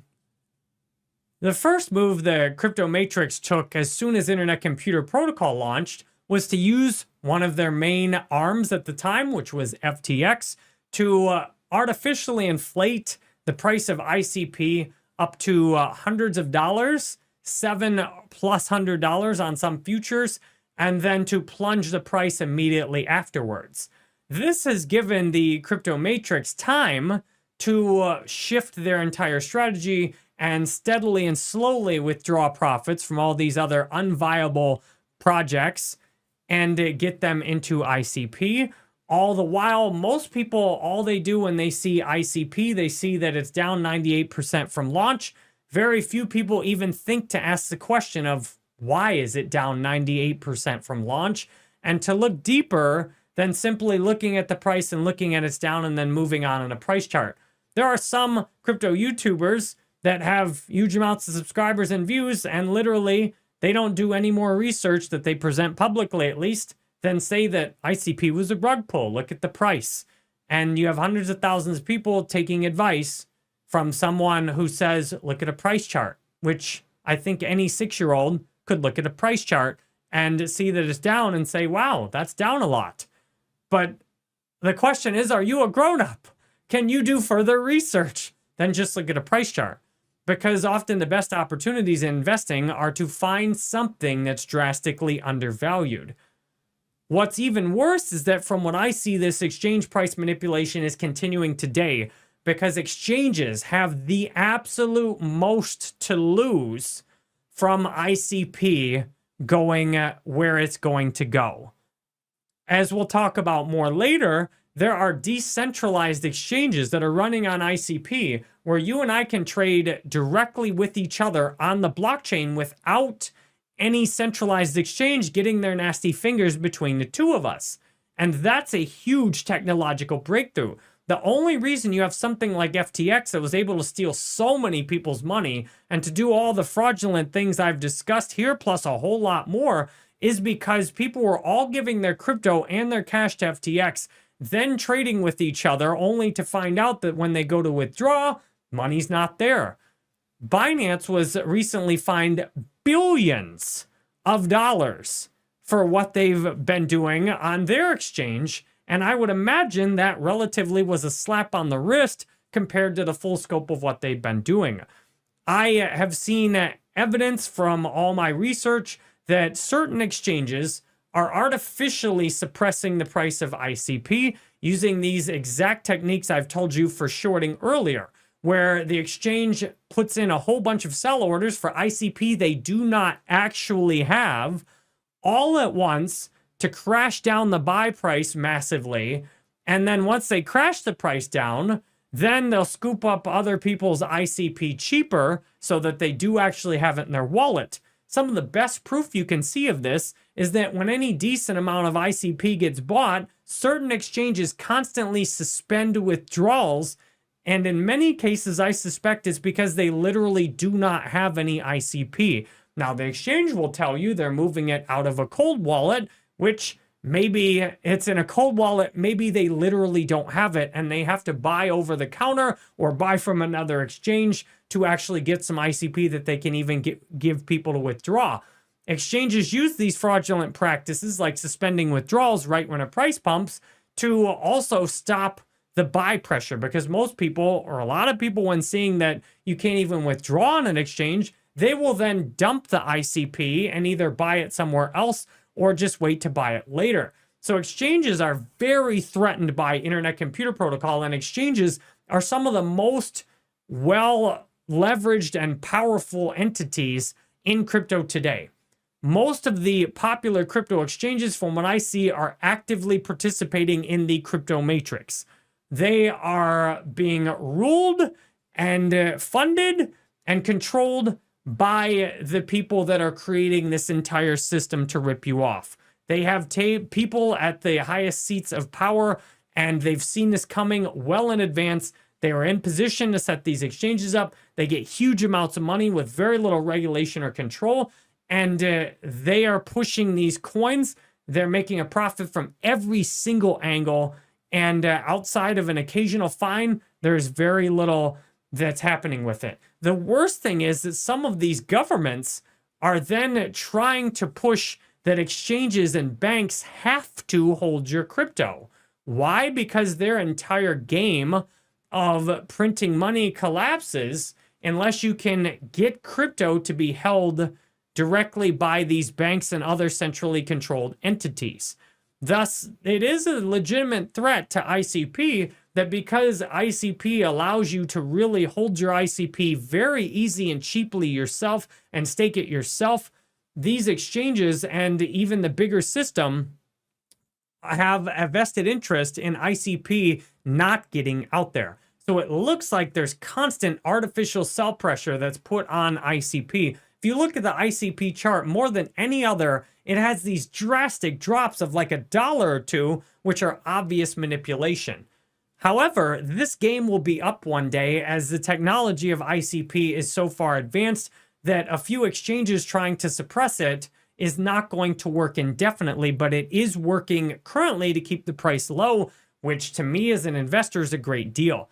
I think the true price of ICP, if it weren't being suppressed by exchanges, would be in the hundreds of dollars, and that's not even what it would be if the technology itself was widely known. I think if people knew how valuable the tech was and had actually done even a third of the research I've done, the price would be in the thousands of dollars. That looks like it will happen one day, and that the exchanges know that this will only work in the short term, and they're using it to their advantage, because if you have an exchange, for example, that has its own layer 1 and then ICP blows up and everything moves onto it, the exchange will lose massively. For example, Binance, the founder of Binance himself holds tens of billions of dollars of tokens on his BNB, which is Binance Smart Chains token. If ICP blows up like I see it blowing up and all this stuff moves onto ICP, his BNB token and the tens of billions of dollars of it suddenly become nearly worthless. Same thing with all these other coins. Like, for example, FTX was invested heavily in Solana, and they could see that ICP's success would mean the utter slaughtering of Solana. And therefore, FTX intentionally manipulated and destroyed the ICP price in order to protect their Solana investment, but only in the short term. Solana is absolutely not viable at all in the long term as a technology, and therefore ICP, unless something else better comes along, which is unlikely because of the amount of work it's taken. Just like with Bitcoin, even though better things have come along, Bitcoin had first mover advantage. So these exchange price manipulations are not going to work forever. And what I see happening is that once the exchange price manipulation is stopped in one way or another, the price is going to absolutely go nuts. If I was the people in the crypto matrix, what I would do is keep the price suppressed as long as possible, scoop up as much for myself as possible. And once I calculated that the game was up, that ICP was going to wreck everything else in sight, and that ICP had so much organic traction that it was going to take hold, at that point, I'd shoot it in the opposite direction. I would actually shoot the price into the tens of thousands of dollars and then dump on everybody's head again and push the whole system and get people all hyped and thinking that seeing the truth about ICP and then buying it for tens of thousands of dollars and then annihilate them again back down into the hundreds. I hope this is not what's going to happen. I, however, think from if I was on the inside of the game, how would I play it? That's how I'd play it. I'd suck as much money out of people as possible, keep the price as low as possible right now, scoop up as much as I could. And then once I see that that is not going to work anymore, we'll go the opposite direction and rip people off in the other direction. So this to me is an incredible time to scoop up ICP now while it's being artificially manipulated down. And whether everything plays out how I see it or not, well, we'll all find out together. Web 2 versus Web 3. Web 2 is a nickname for the current state of the internet before cryptocurrency. If you want to understand this properly, we need to go back to Web 1, and you're going to need to understand Web 1, Web 2, and Web 3 to really understand the value of Internet Computer Protocol and to see the massive fraud that I'll explain later. First, Web 1 is basically the original internet that I started using. When you'd go on the internet during the 90s, early 2000s, all you would do is you'd go to a website, you'd look at content, but you couldn't actually post to it. The owner of the website was the only one who could put content on a website for the most part. The next phase was Web 2. Web 2 was the innovation of what you would call anti-social media platforms, as I would call them, but what many people would call social media platforms like Facebook, MySpace, where all of a sudden anyone could start putting content up on certain websites. This has launched entire economies, like content creator economies, entire things like social media platforms being used for local businesses and putting their logos everywhere. Web 2 has been characterized by all of us being able to upload content to the internet that then other people can see. However, when you're uploading content to other websites, you have no ownership over that content. This is why I've stopped watching YouTube videos, and the only thing I put on YouTube videos are videos of me recording and dictating my books, because on YouTube, when I put a video out, they give me a percentage of ad revenue, but I get no ownership by bringing people to YouTube. I've brought a lot of people to YouTube since I joined in 2011. And if I had been able to also share in the ownership of YouTube since I started using it, I would be very wealthy just off of that alone. The big value proposition with Web 3 is that you could essentially take Web 2 and then add ownership into that. Imagine if when I had started on YouTube, if it was a Web 3 platform, I could have bought, say, a YouTube token, and then the more YouTube grew, the more the value of my token would grow. And then my token, if it had a DAO with it, would allow me to vote on real issues on YouTube, and it would allow me to have a real share of ownership in YouTube. Now, that would have been an absolute massive win for everybody who did the work to upload videos to YouTube and brought all the people to the platform. So Web3 has huge promise in the entire world, because this is one of the best opportunities I see to help redistribute wealth. Right now with Web 2, there's a very small amount of people who make almost all the profit off of billions of people uploading all this content. Meanwhile, these billions of people that are uploading pictures of their lives and spending all this time on sites like Facebook and YouTube and TikTok and Instagram, these billions of people who are spending all this time are getting almost nothing out of it. Not only are they getting nothing financially in most cases, but they're draining their valuable time and energy in exchange for nothing except cheap dopamine hits that in many cases would have been better achieved by hanging out with friends and family in person. So Web 2 in many ways has been one of the biggest frauds on humanity that we've ever seen, with billions of people, including me, being tricked into giving a whole lot of value in exchange for a relatively small amount of money. While I have made millions of dollars online as a creator, a lot of that has actually been selling online video courses and direct coaching and consulting. Platforms like Facebook and YouTube have made much more money off of my work than I've actually made off of it myself. Now, that's the promise of Web3. But the question is, what technology does it take to deliver real Web3? And I'll give you a hint, only Internet Computer Protocol is capable of delivering real Web3. Massive Web3 fraud. Crypto over the last several years has, overall, the crypto matrix has perpetuated a massive Web3 fraud by tricking the masses into thinking whatever crypto they're investing in is giving them real Web3, when in fact, in every case outside of ICP, and even in some cases on ICP, the technical details do not line up with what I described before as necessary to give you real Web3. So let me explain this massive Web3 fraud.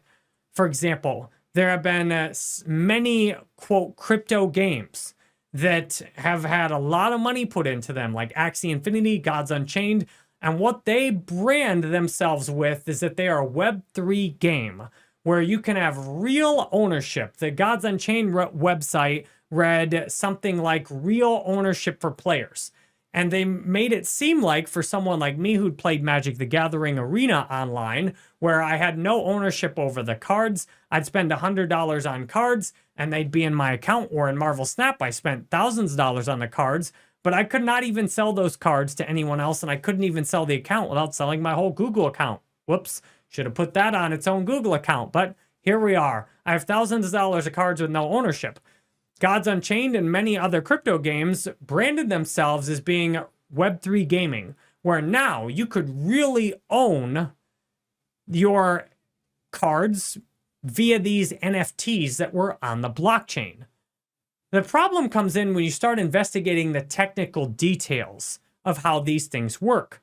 For example, Gods Unchained, which I bought over $20,000 worth of the cards. I did end up selling tens of thousands of dollars of the cards back, taking several thousand in losses. And I bought thousands of dollars of the Gods Unchained token and gave thousands of dollars of it away. Overall, I streamed Gods Unchained for hundreds of hours on Twitch, and it cost me around $10,000 between the cards and the token. Not to mention the opportunity cost that I could have been recording a book or video like this. I could have been charging hundreds of dollars an hour, And this is inside the Web3 fraud. What I found when I played Gods Unchained and looked at how it actually worked, and applies to every crypto game outside of one's ICP that are fully on chain. When you actually played Gods Unchained, the website is not hosted on chain, which means the website is controlled by the development team. The game itself is not on chain, which means it's controlled by the development team. The token itself is on Immutable X, which is a quote layer 2, which is really just a layer 1 blockchain that also syncs up and does various things with the Ethereum blockchain. For example, when you send your Ethereum from one address of your own to the Gods Unchained Immutable X address, then that just sits there on Ethereum, but then on the Immutable X blockchain, they give you some Ethereum in your account there. But in order to actually get the Ethereum back in layer 1 blockchain, you got to pay gas fees that are higher than usual in both directions. And when you do something like buy an NFT, the picture's not even on chain. You're literally you're sending your Ethereum over to another blockchain, which means you've now lost control of the Ethereum itself, and you're completely dependent on this centralized second blockchain to give you the Ethereum back once you get out of it. And then even on that blockchain, when you are paying for an NFT, yes, you can sell the NFT whenever you want to, but what you're really buying is just a little hash that points to a picture that's not even on chain. And then the game development company controls the entire game, the entire website, and holding the token doesn't even give you any voting power or anything useful last I checked. And this is how almost all crypto games work today on almost any blockchain except ICP. This is how almost all of them work. Then can you see the problem with this? The problem with this is that it's basically a Web 2 game with a little bit of crypto functionality. That's the truth, but it's being branded as this massive innovation and leap forward. Now, if it was built on Internet Computer, if Gods Unchained was built on Internet Computer, 100% on chain, and the entire website was on chain, and the token was a service nervous system token, and holding the token turned it into a DAO, and the DAO could then, if the DAO could then vote on changing card text, and then if you played the game and it was actually on chain, that would be a real Web3 game where everything that the branding shows you on the outside and what you think is happening because of what you were told then is all accurate. But the truth is, anything outside of ICP is Web3 fraud. You have these, quote, decentralized social media networks. And the way they work, they have tiny bits of data on the blockchain, like Steam, like Hive, like DeSo. They have tiny bits of data on the blockchain, and then all the other stuff's off-chain. The pictures, the videos.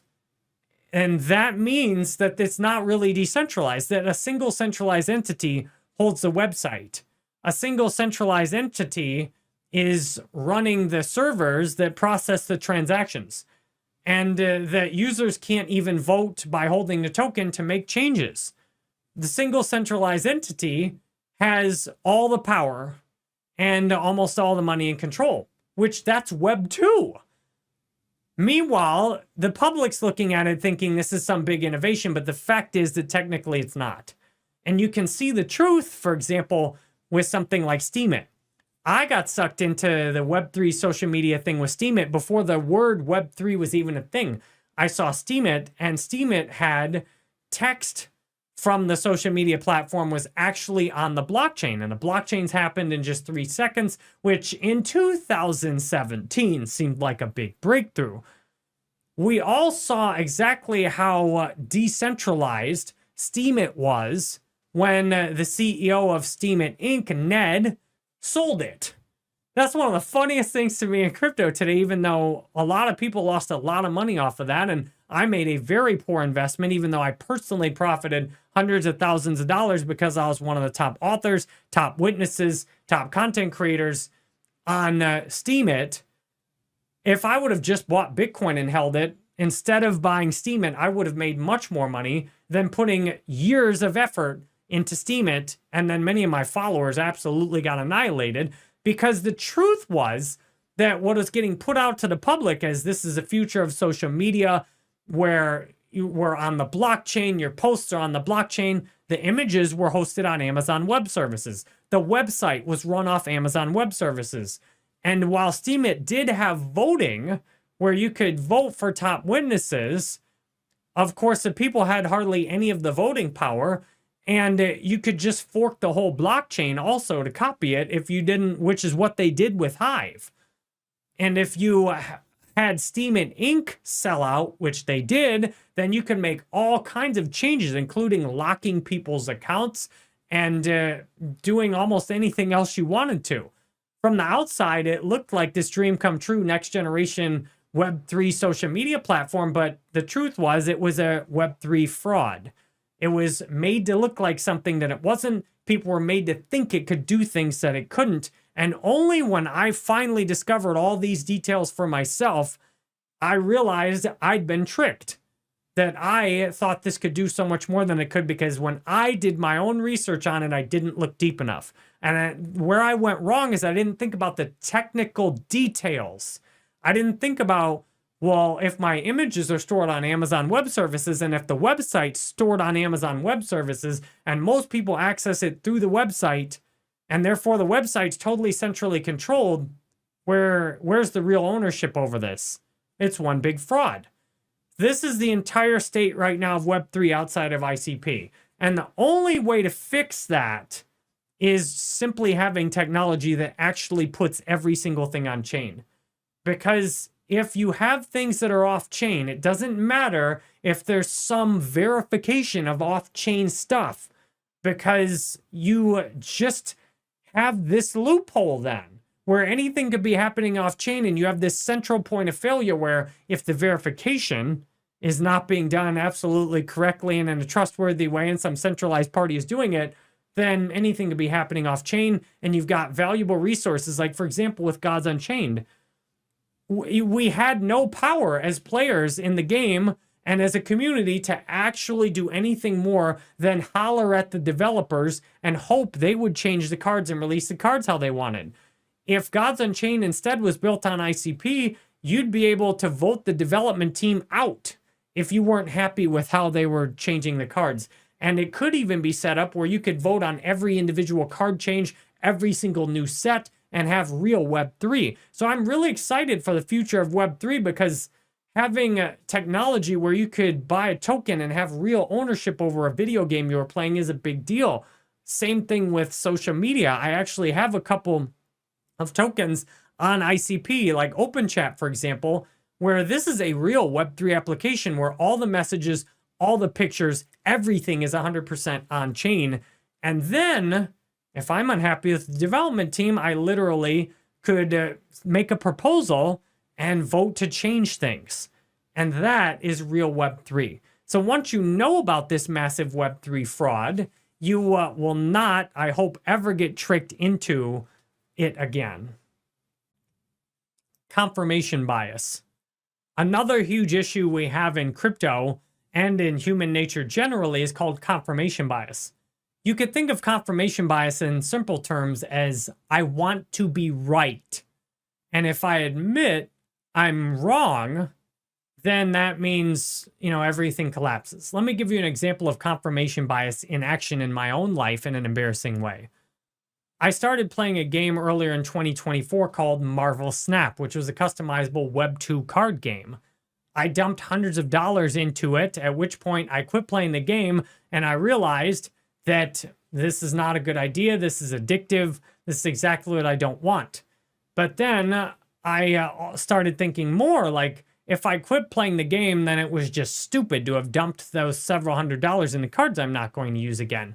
If I go back and play the game, then it kind of makes me right about buying those cards because I'm going to use them in the game. Fast forward a few months, I had quit 2 more times and now spent $2,000 in the game, and the confirmation bias was killing me. Because if I quit playing the game after I put $2,000 into the card, now we're on just embarrassing levels of addiction. Which for someone 10 years sober, to be looking at being so addicted to a video game, I dumped several $1,000s into it in a few months, Ouch. However, my confirmation bias would suggest that I should keep playing the game because then I'm not wrong about all that money I put into it. And that is where I finally quit, is when I was able to just look in the mirror and be like, I was wrong to put thousands of dollars into Marvel Snap. I'm now going to just admit that so that I can move on. This is what's happening in a lot of crypto, where confirmation bias takes over, where people make an initially poor decision buying something. And this is the key, the initial poorly researched decision. And so much of crypto is confirmation bias because here's what happens. Someone watches one single video on TikTok, which I've done.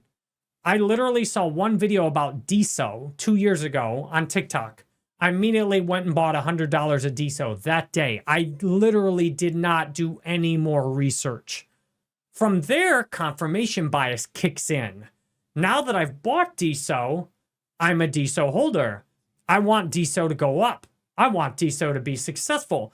Anyone saying anything about how DSO sucks is just fudding it because they're threatening my confirmation bias.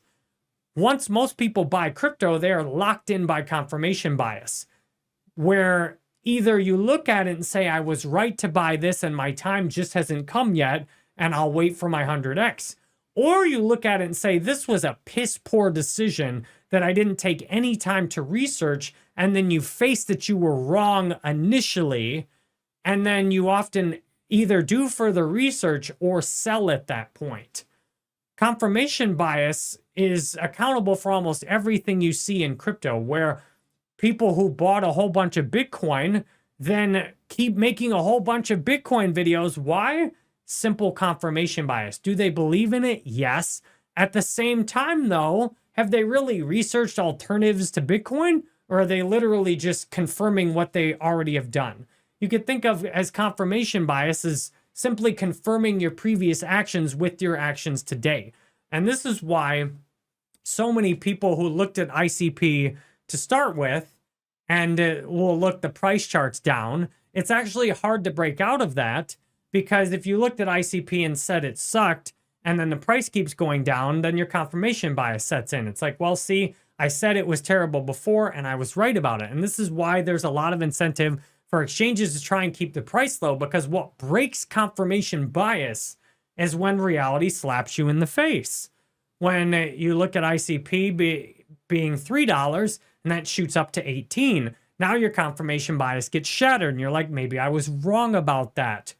Or confirmation bias can be so bad that you will literally close your eyes to anything that will prove you wrong.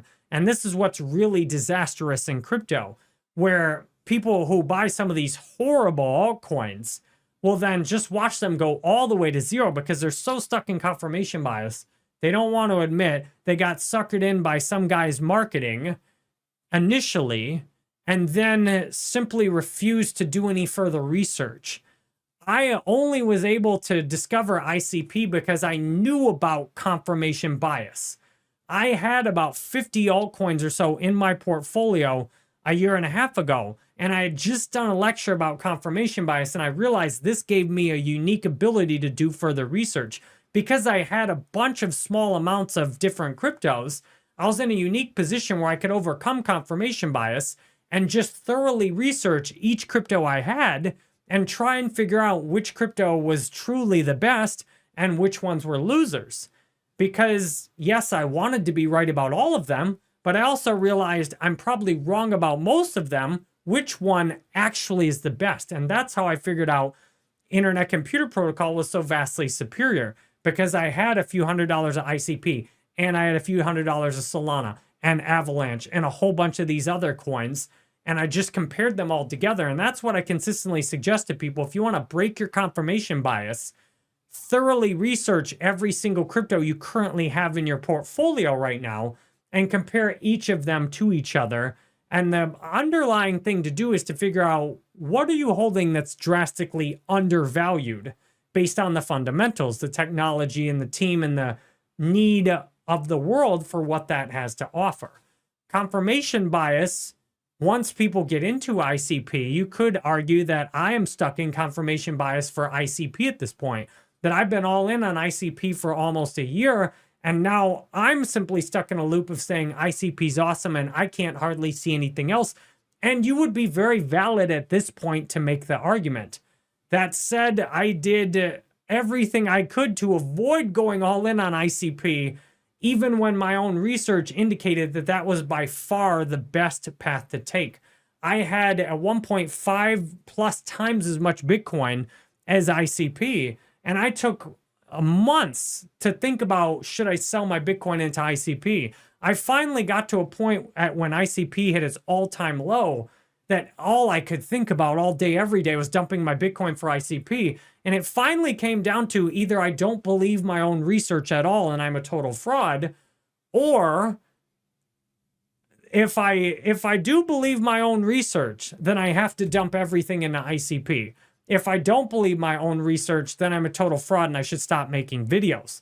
So I ended up dumping everything I had into ICP at its all-time low because I researched it for months. And still the confirmation bias with Bitcoin was hard to break. I started buying Bitcoin at 16,000 and it was tough to let go of the Bitcoin because I remembered being destroyed by confirmation bias when I was on Steam by simply doing a tiny amount of research, a few hours, before throwing 25 Bitcoin into Steam in 2017. And then I got wrecked by confirmation bias over the next year. So I was very hesitant to go all in on ICP, and I finally did. That said, I still can't say I'm out of confirmation bias because 90% of my portfolio is ICP. So this is why you always have to do your own research. You need to figure out, and ideally, either buy a little bit of something you're interested in and then do further research, or for truly the best experience free from confirmation bias, don't hold anything. If you want to do pure research, you either need to hold everything you're researching and you're interested in, which I did in small amounts, 50, 100, a few hundred, or you ideally don't hold anything and do a disgusting amount of research before you take any action. You can see why most people don't take that second strategy of just taking months and months and months to really research before buying anything. So it's very dangerous to buy something because once you do, you're in confirmation bias. But the way out is to be honest and to see, I'm in confirmation bias, and am I willing, if there's better information that proves what I thought before wrong, am I willing to accept that information and then change my direction based on it? Or am I just going to sit here and try and be right and keep playing Marvel Snap every day, even though I hate it, just because I don't want to be wrong? Cryptocurrency influencers. The way many people learn about crypto and do research is by reading things and watching things and listening to things that are created by cryptocurrency influencers. One of the biggest problems with this current system is that many crypto influencers are either paid or stuck in confirmation bias or haven't actually done their own research. With the crypto matrix setup and the using of bots by many of these currencies to push videos and posts about certain currencies, even worse than what I've shared so far is that most cryptocurrency influencers have realized that if you talk about certain cryptocurrencies, you get lots of views, lots of clicks, lots of subscribers. And if you tell people what they want to hear, then for you as a crypto creator, things will go very well. When you start to get a large audience, as I've had, then you get huge offers too. For example, I've had crypto exchanges come to me and say they could easily help me bring in over $1,000 a day if I'll just send my viewers over to their crypto exchange, have my referral link, and then have them follow me for copy trading, which means people would put money in their account, and when I would trade, my followers would make the exact same trades. They've shown me crypto channels in their welcome materials and in their invitations that are making 80, 90, 100,000 USDT a month. And the channels are absolute dumpsters. They have nothing but clickbait videos, no quality information at all, and consistently promote absolute garbage cryptos with no future, no technology, hardly any teams. And then they're doing that because many of their videos are getting pushed by bots. This means most people have absolutely useless information when they're researching crypto, and the exact people that retail investors are trusting to provide them the information they need to figure out which cryptos are valuable and which ones aren't are completely compromised. At the time of recording this in September 2024, I am one of the very few people in the world that actually has an audience and appears to be wholeheartedly committed to serving my audience first, and then whatever I get out of it second. Whereas almost all cryptocurrency influencers, as I would classify myself in the past, back to especially 2017, 2018, I was committed at that time, and most cryptocurrency influencers today seem to put their own money as first priority. This means if they have to sacrifice their audience's earnings, send their audiences into trading programs, sell online courses that don't have any useful information in them, then that's what they're doing. In fact, the cryptocurrency influencer scene seems so compromised that some of the very top channels appear to be under non-disclosure agreements and in fact prohibited from even talking about things like Internet Computer or having signed agreements or taking huge amounts of money to promote certain cryptocurrencies to consistently put those logos in their thumbnails. And then almost all these small creators tend to copy those exact same strategies, which leaves doing your own research extremely difficult.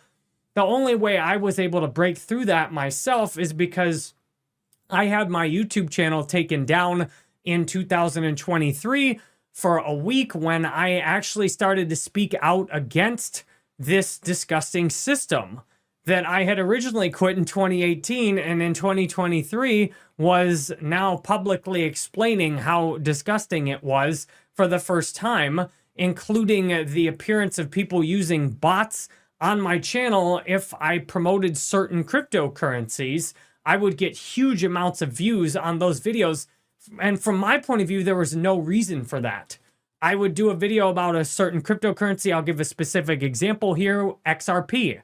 I'd put a video with XRP, 5-minute video saying XRP is going to $12. Absolutely no information in there that was even useful.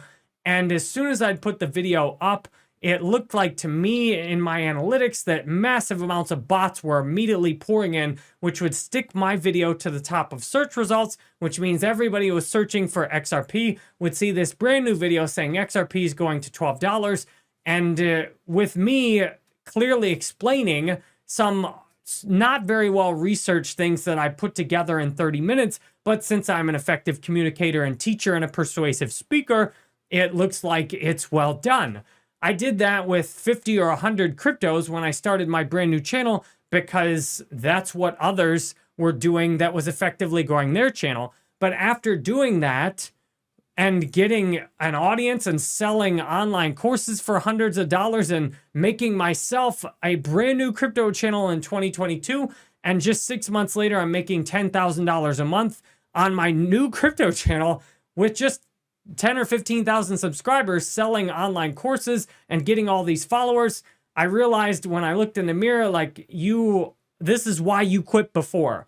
You quit because you didn't want to be a person like this who just says whatever they need to say to get themselves money and to get themselves followers and to get people to like you. Because of confirmation bias, a lot of people researching crypto are actually just looking for people to tell them that they're right. Many people have bought these absolutely dumpster fire cryptocurrencies, and yet they know this deep down, so they're desperate every day for somebody to tell them that what they know internally is wrong. So they constantly watch these useless videos that, once you do your actual research, have no useful information in them at all, are complete hype and speculation 99% of the time, and only have anything of substance about 1% of the time. And that often is repeated in every single video, along with a bunch more speculation and hype. When I realized what I was doing, I became disgusted and I started lashing out at many of these cryptos that I had been promoting previously. And one of them in particular was Shiba Inu. I was disgusted that after my first reaction, looking at Shiba Inu and buying $100 of it, losing half of it, and then realizing, what did I just do? That was very stupid. And then I made a video saying, Shiba Inu, some positive price prediction. I got a bunch of views that looked like they first came from bots, then from real people. Then in a live stream, I said that Shiba Inu, I went off on it. Immediately during that live stream, somebody said I was going to regret saying that about Shiba Inu, and immediately afterwards, my entire channel was terminated with no existing violations because, from what I can tell, thousands of fake bot YouTube accounts mass reported my channel for illegal activity, at which point YouTube automatically took it down. There was no manual review prior to taking the channel down. I requested a manual review, and probably the only reason I got my channel back is because I already had another channel with several 100,000 subscribers on it and 11, 12 years on YouTube with zero policy violations on that several 100,000 subscriber channel and no policy violations on the channel I was appealing. YouTube figured out it was just a bot strike. And after a week, including posting on Twitter, not hearing anything back from YouTube, they suddenly put my channel back up. And during that week, I realized that if I just was a crypto investor and not a cryptocurrency influencer, that my videos were not very good if I was just an investor. That based on what I was doing with my own money, at the time I was up because I bought everything low and then everything went up, and I was showing my portfolio, so I looked really smart. But really, Bitcoin was going up and most altcoins were going up with it, and that strategy wouldn't have worked out very well going forward. But I could see that I wasn't being nearly as effective as I could be, and then I first and foremost needed to be a cryptocurrency investor who simply shared and led by example instead of a cryptocurrency influencer who is focused on making money for myself. After that, I took several months to try and give people the absolute best information I could, and in order to do that, what you need to do is simplify, because anyone can complicate things, make up technical terms, and confuse people. That's what many of our scientific disciplines do today, is invent specific terms instead of making them simpler and use all these technical terms that then people feel like they're stupid, when really you just have been presented language that intentionally complicates things to leave you feeling on the outside.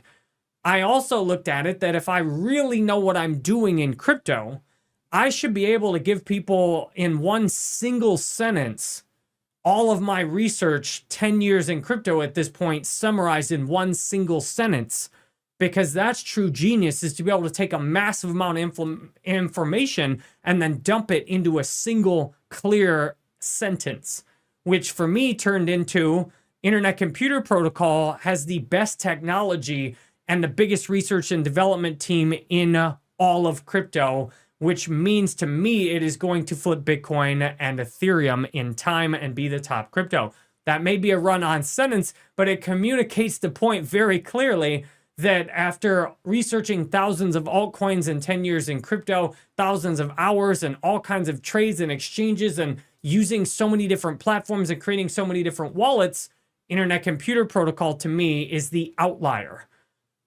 Now, you might wonder, well, why don't other cryptocurrency influencers, once they see that I've said this, why don't they do their own research and come to the same conclusion?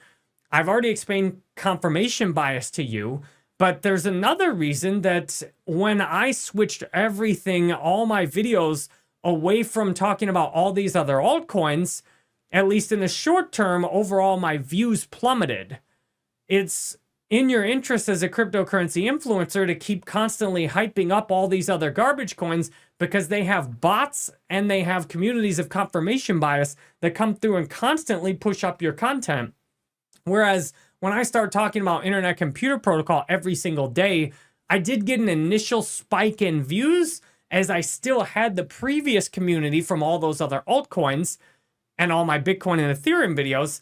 And then I had this rush of new people from the internet community coming in. But over time, as I repeatedly made videos about internet computer protocol and said the same thing 1,000 different ways and presented all of my different research, the views on my channel consistently were tanking when you compared to other people who are continuing to do the same strategy I was before of just hyping up all these different altcoins. So the world of cryptocurrency influencers is incredibly dangerous because the more you listen to something, the more likely it is you are to believe it. And it can often take a pretty rebellious spirit or a pretty serious amount of research and a lot of humility to look at it and realize, okay, I was wrong buying that crypto. That's a crappy investment. I'm going to sell it and I'm going to look at something else and find something that's better than this. A lot of people are not willing to do that until the chart's so red that that's the only reasonable conclusion that they can come to. And the hardest time to do that is when the chart's green, when the price of things are actually going up. Everybody who was saying it was great before looks like they were right, but then there always comes the crash. And things that fundamentally don't have any real value are always going to crash and go to zero in time because the truth has an annoying way of coming out unless it's constantly actively suppressed. With cryptocurrency influencers, there's starting to be a new trend I'm seeing where people are realizing that by going after these cryptos and trashing them, that they're going to be able to get more views than hyping them up. There have been so many hype videos over the last few years that I started a trend of trashing all these other cryptos because after making a whole bunch of ICP videos, my new viewership was tanking. When I would crank a video out every single day about ICP, the same people would often come back and watch every one of my ICP videos, but almost nobody new was coming in and watching my videos because they were all about ICP, so the YouTube algorithm was not pushing them out to hardly anybody else for the most part. To fix that, I started making all these going to zero videos, saying things like Solana's going to zero, Near's going to zero, Avalanche is going to zero, and even things like Ethereum going to zero. All these other cryptos, Caspa going to zero, I started trashing them, and those started getting serious amounts of views. And then people have started copying those and seeing that if you make a video saying Solana's going to go to zero, you're probably going to get a lot more views on your small YouTube channel than if you make a video saying it's going to 100x because everybody's already saying it's going to 100x. And there's a lot of people who don't like some of these cryptos who want more information about why they don't like them. And the more people start to see through this crypto matrix, start to see how fraudulent, especially the top crypto YouTubers are, and even many of the smaller ones, more and more retail investors are looking for information to talk them out of making a bad investment decision and to help them see through all the flaws in cryptos like Solana and Avalanche and Near, which are basically just Ethereum copies. And then when people go and point that out, it's very helpful. So I think one of the big things that's going to happen over the next few years is that more and more smaller channels are going to go after and attack many of these cryptocurrencies because they won't get all the bots to push them, but the bots are already pushing all these big channels, and the algorithm is actually helping push some of these going to zero. These cryptos are terrible videos. So the more small channels start to attack all these other cryptos, the more that's going to keep being copied, the more people are going to discover that internet computer's the real deal. Now, some of the attack videos, the people they can go after one crypto, but then the crypto they're really positive about sucks just as bad as the one they were criticizing. But the more people make criticism videos and do their own research, the more they're going to keep finding how superior internet computer is. Because when you actually do your research on internet computer, it's the only one that it's hard to criticize outside of laying superficial criticisms on it, like, oh, it's not decentralized. Well, no crypto is satisfactorily decentralized that also has meaningful technology to offer. And then they'll lay criticisms like, oh, look at the price charts. Like, well, the opportunity investing is to buy something that's undervalued. Is internet computer undervalued? Yes. So the future to me of cryptocurrency influencers is something that can't get much worse from where it's at today. And I think it's going to get better. And from there, internet computer protocol someday, when the crypto matrix starts pushing ICP, once some of these bigger influencers, like we've seen a few after I put out all my internet computer videos and Dominic Williams did his AI on chain demo, there were a few crypto influencers that for the first time mentioned ICP in a positive light, while the most compromised ones still ignored it or refused to do the research on it. And the more people find how fraudulent these crypto influencers are, the more they're going to unsubscribe and provide negative feedback, and the more their channels are going to collapse and their communities are going to get toxic. So I'm really excited for the future to see crypto influencers that have better morality and are going to promote internet computer for free like I have.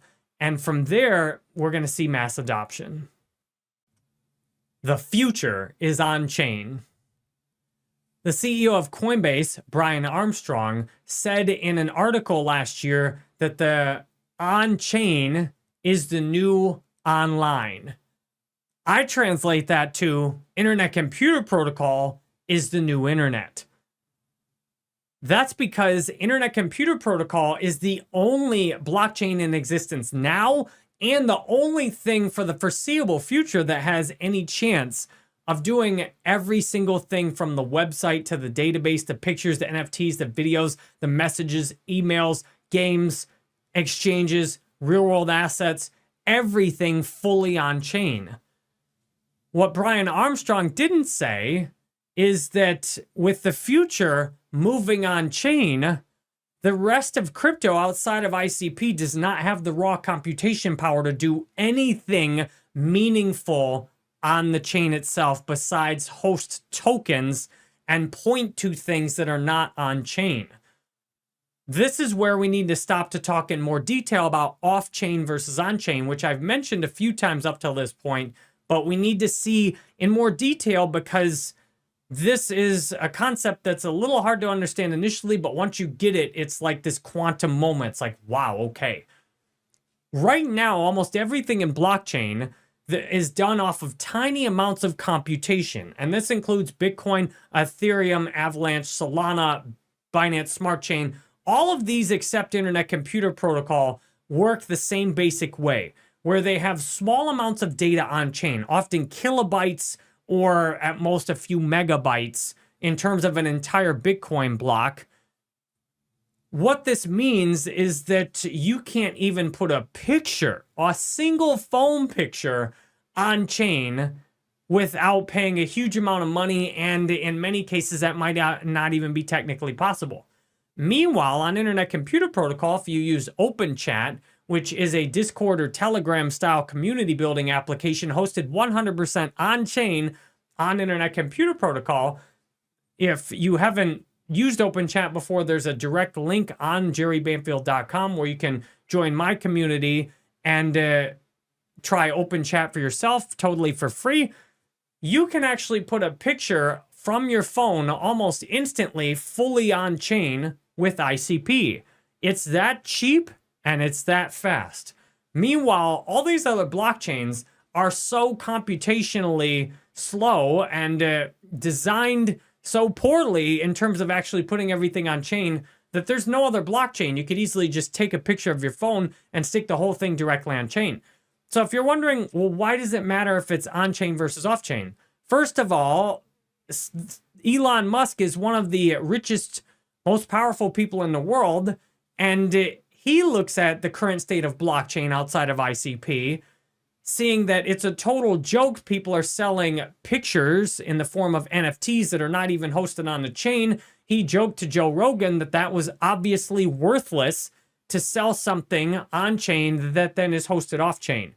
That's clearly the case when you see how many NFT collections have been hacked or they've been moved, and the picture can actually be switched out.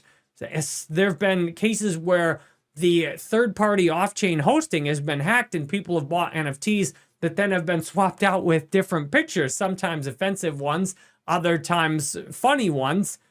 This is how worthless that is, that if you're not getting any of the security of the blockchain when you're buying an NFT because it's off chain, it's totally pointless. And then it's downright fraudulent when the public thinks that when they're buying an NFT, they're thinking they're owning some piece of the Ethereum blockchain with this picture, but then that's not even on chain. The same as I explained with Gods Unchained before, where it's presented on the face of it as ownership for the players, but the truth is you don't have any more ownership overall than you would have in a Web 2 card game, except sure, you can trade hashes of NFTs with pictures off chain that can be changed anytime without your permission. What good is it to buy an NFT in a video game with card text that can change and you can't control how it changes? What we've seen is that if everything's not on chain, you've got all the same problems. And the blockchain in some cases is simply more cumbersome than not even using it in the first place. This is why many games who initially were building on blockchain for all the capital have now totally abandoned the idea of even integrating any blockchain stuff with their game, because the reality is building a game that has tiny amounts of computation on the blockchain than everything else is like a Web 2 game is actually much more expensive and technically difficult than just building everything completely off chain and doing a regular Web 2 game. This is why the future will be 100% on chain, because if you have the picture of the NFT on chain, then you can have real ownership and control over it. And this is really important for things like real world assets, where you can't be selling a house where the NFT and all the documents and stuff are off chain, because then you can't prove it's secure and accurate. If somebody hacks the documents when you're trying to sell a house or sell some piece of artwork, then the buyer can't trust that what they're getting is authentic, and the seller can't present evidence without being very vulnerable to having it compromised and having the data potentially stolen by a third party as well. Thus, if you want to do most things in crypto, everything has to be fully on chain. And this is going to make things possible that are not currently possible. For example, in crypto gaming, with the existing fraudulent Web3 games that are out there, you can't do almost anything extra besides trade these NFTs on a marketplace yourself, which could easily and already is being done in Web 2 games. Like in Counter-Strike, they have marketplaces where you can buy and sell items in game, and it functions just about the same as buying NFTs on the layer 2 on Gods Unchained.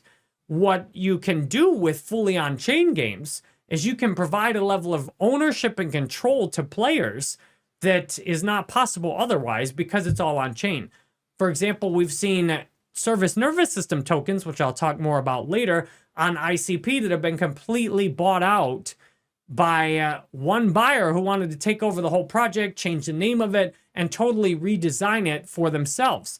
It's actually much easier to just, in some cases, buy out an entire existing coin and change it compared to launching it and getting it all up there from the start. This means with crypto games that game developers are now able on ICP to build everything on chain and then do things that you can't do off chain. For example, you could build a game on Internet Computer Protocol like Gods Unchained, a customizable card game that's fully on chain. And then what you could do is sell the entire game or a copy of the game to someone else who could buy the whole game and then customize it. For example, I could buy a copy of the game and change all the names of the characters, change all the pictures on the cards, even change the stats of the cards. And then anyone who had copies of the card in the first game would be able to play my version of the game. And then the creator of the game could get a royalty off of all my sales in the game also. This will allow a huge level of customization where, since you could build a full game on the chain, you could sell the entire actual game code on the chain, and then people could modify the game and play all different versions of the game and have a crazy level of control as creators in the game. This is where, to me, the future of on-chain gaming is being able to do stuff that you can't do off-chain. And that's what's really exciting about Web3 gaming, is when you have real ownership, then there's new ways to monetize. And that's why there's going to be some incredibly powerful and profitable games that'll be built on ICP, because one of the catchphrases that game developers are looking for is new ways to monetize. You can make money in entirely new ways that you can't building a game somewhere else. The second big reason that fully on-chain is important is that if it's not fully on-chain, let's say again in the instance of a crypto game, you're subject to the investors and or the hosting platform pulling the rug on you. For example, there's a 3D fully on-chain massively multiplayer online game now called Dragons that is building on Internet Computer Protocol. The people building Dragons created a game called Neopets that sold for millions of dollars in the late 1990s. They then created a second game after that, which was profitable and had an active community. But the investors wanted to get their money out of it, and the online hosting platform was tired of hosting the game, probably because they weren't making enough profit on it. Thus, the investors and the hosting platform collaborated to pull the plug on a profitable game with an active community. For this reason, the developers of Neopets in that second game were looking for a long time for something where they could set up a game that would truly be unstoppable, where you couldn't have the investors and the hosting platform pull the plug on it, even though it was profitable and even though it had an active community. That's how they found the Internet Computer Protocol, and they started building on ICP, because on ICP, you can build something because it's fully on-chain that is truly tamper-proof and unstoppable. Building everything on-chain also gives you the security of the blockchain, which means even building something like a small business website on ICP is way cheaper for hosting than it is to use a regular web host. At the time of recording this, I have my website at jerrybanfield.com is hosted on ICP because it's more secure than using something like WordPress. It's instantly served all around the world. I'm able to sign in with the exact same wallet I hold all my crypto in, which gives me way higher security than I could have anywhere else. And it means some third party can't unplug or take control of my hosting account. And it's practically free to host it because I only pay for the amount of computation I use, which is essentially infinite. If I have 1 million people come through my website in one day, all I have to do is just top off my cycles, and then my website will continue serving. Most small business websites use a shared hosting environment, which if you go viral, which I've done multiple times on shared hosting websites, when you go viral, your website actually crashes right when you're getting all the traffic you've dreamed of. So even for a small business website, putting your website fully on-chain on Internet Computer Protocol is the best website hosting option you possibly can have. When you consider things like fully on-chain exchanges, fully on-chain platforms like Gold DAO and Origin, which we'll talk about, fully on-chain social media apps like OpenChat and Tagger, you can start to see that the things you can build on ICP are things you can't build anywhere else with the existing technology. And the future is going in the direction, and it always has, where you can build things on ICP that you can't build any other way. The same as the things that moved to the internet because you could do stuff on the internet easier and faster than you could do any other way. You could get people to look up your business, check your hours, find your phone number, look at your reviews easier and faster than any other way by going on the internet. And that's why so much is went on the internet. Therefore, from everything I see, ICP and the private version of it, Utopia, will be how almost everything is built, and you're very lucky to be in early. ICP Tokenomics. One of the worst areas of misinformation I see about ICP is when it comes to the tokenomics. So I'm going to give you the long, hard facts right now about the tokenomics. If you can see all this yourself at dashboard.internetcomputer.org/circulation. If you want to see the actual inflation, which so many people with such large audiences have blatantly lied to their audiences about ICP, saying the inflation is really bad, and that you can see for yourself what a lie that is. If you go to the ICP total supply, at the time I'm recording this, it's 506 million, rounded to the nearest million. And then that was a year ago in September 2023. Today, 1 year later, the total supply is 523 million ICP. If you do a little simple division, you will see that that is 1.0335 or 3.5% approximately inflation in 1 year. So everybody's saying about ICP's inflation is too high and all this crap. It literally is 3.5% or less in the last year.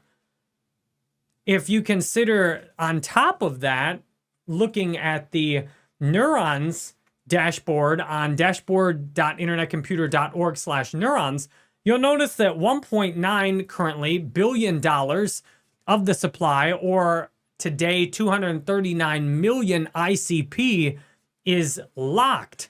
And the majority of this is locked for 8 years.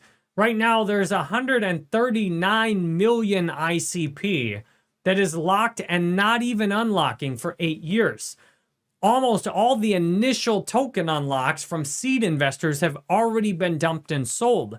If you look at the chart showing the ICP unlocking, upon Genesis, there was 121 million ICP unlocking. And now today, there's only 36 million ICP unlocking, which means we've already survived a massive amount of token dumpage from people who had bought ICP really cheap from seed investing and then dumped it as it came unlocked. Right now, we're actually seeing the amount of ICP that's unlocking and the amount of ICP that is becoming locked is actually getting close to the same, where you've only got like 20 million or so ICP that's even going to unlock at all within the next year. And meanwhile, over the last year, you had 197 million ICP locked a year ago, and you have 203 million locked today. So over the last year, there's been 6 million ICP that has been locked and is not even unlocking. Meanwhile, a year ago, if you looked back, there was 52 million ICP that was unlocking a year ago, and now it's down to 36 million. This means that the tokenomics for ICP are absolutely outstanding because you've got this huge amount of the supply that's locked indefinitely. You only have a 3.5% inflation, and there's only two basic mechanisms for inflation. One of them is node provider rewards, which is a relatively small amount at around 400,000 ICP. Most recently, if the price dumps lower, you can have, like in October 2023, when the price was at an all-time low, you had 852,000 ICP in a single month as a node provider reward. But even if you had 1 million ICP a month in node provider rewards, that by itself would still constitute just barely 2% inflation.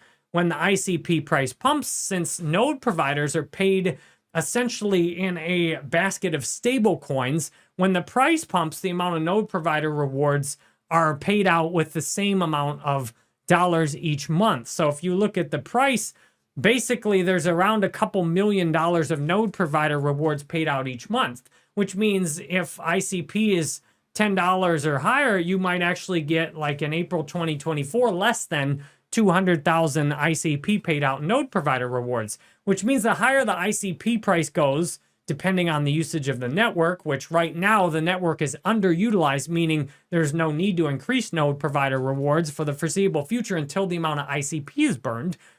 Right now, node provider rewards are essentially a fixed couple million of dollars. And then the main way ICP is created for the circulating supply and the total supply is from voting rewards.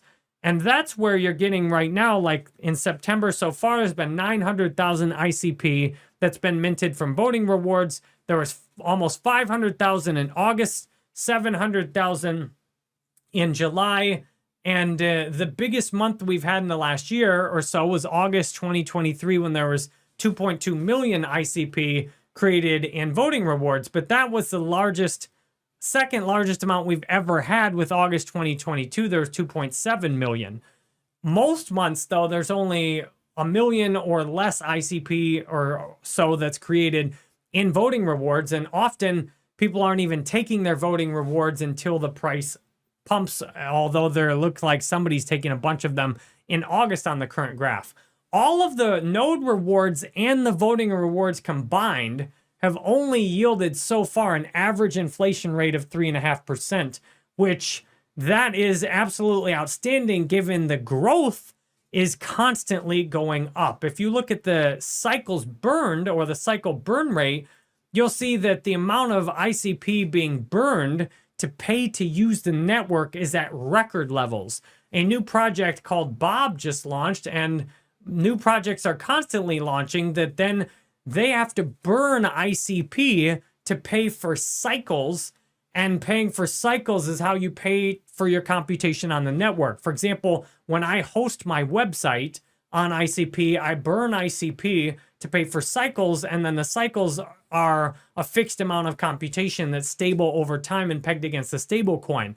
So the more the price of ICP drops, the more ICP has to be burned to pay for cycles. And the more ICP goes up, the more cycles you get for holding ICP.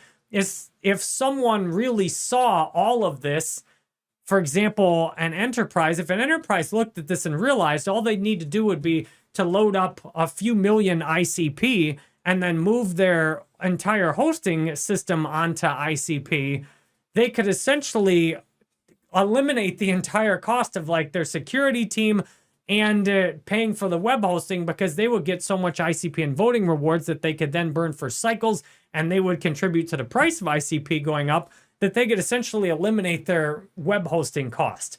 It won't take very many companies looking at this and seeing that this is so much better than stacking Bitcoin in your wallet. It's hard to believe, because ICP actually has the potential to become deflationary.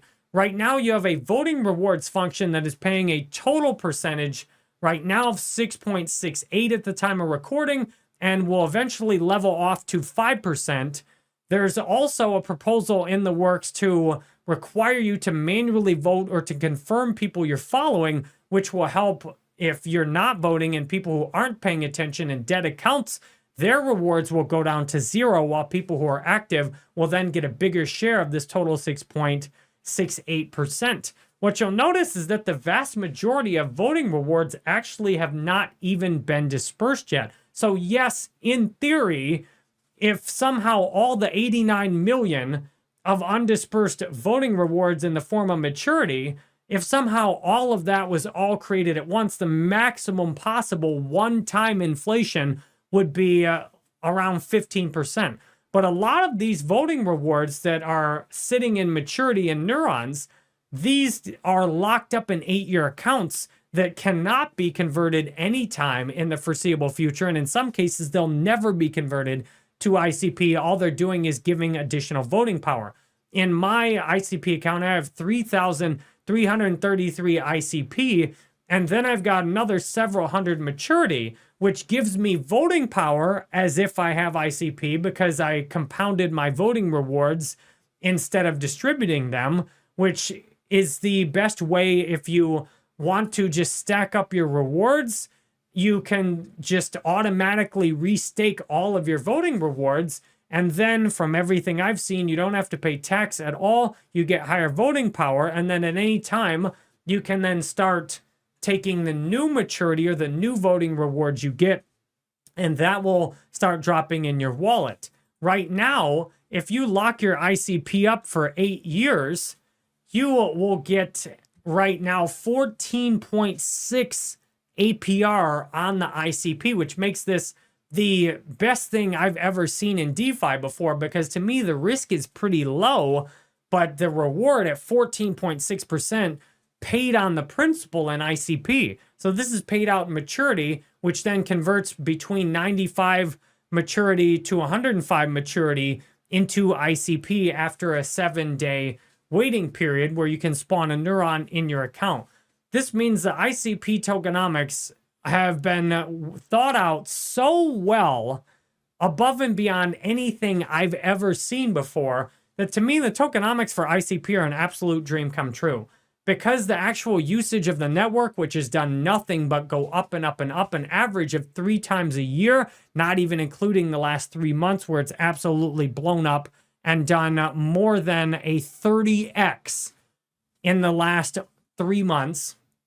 The ICP usage is at record highs, and that means more and more ICP getting burned, and we've never even seen the average ICP burn and corresponding cycles usage go down. So the network has done nothing but grow, unlike the majority of projects, which have these pump and dumps in terms of cycle fees, equivalent fees where they have all these transactions for some incentive, and then in a bear market, it goes to zero. ICP's cycle burn rate is constantly went up, which to me, the more that happens, ICP could actually turn deflationary at some point, where so many people and companies are burning ICP to pay for using the computation on the world computer that the voting rewards and the node rewards could actually get canceled out completely by the ICP burn. When you consider that you can lock up your ICP and get 14%, which is taken out of the 6.68%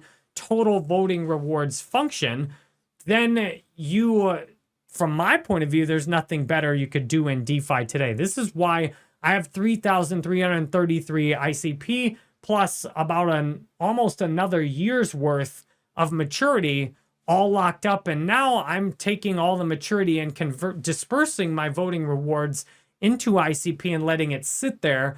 Then whenever the price pumps, I will go ahead and take my profits at that point, but there's no point in selling it right now. So if you want to talk about the ICP circulation and the tokenomics, it's an absolute dream come true.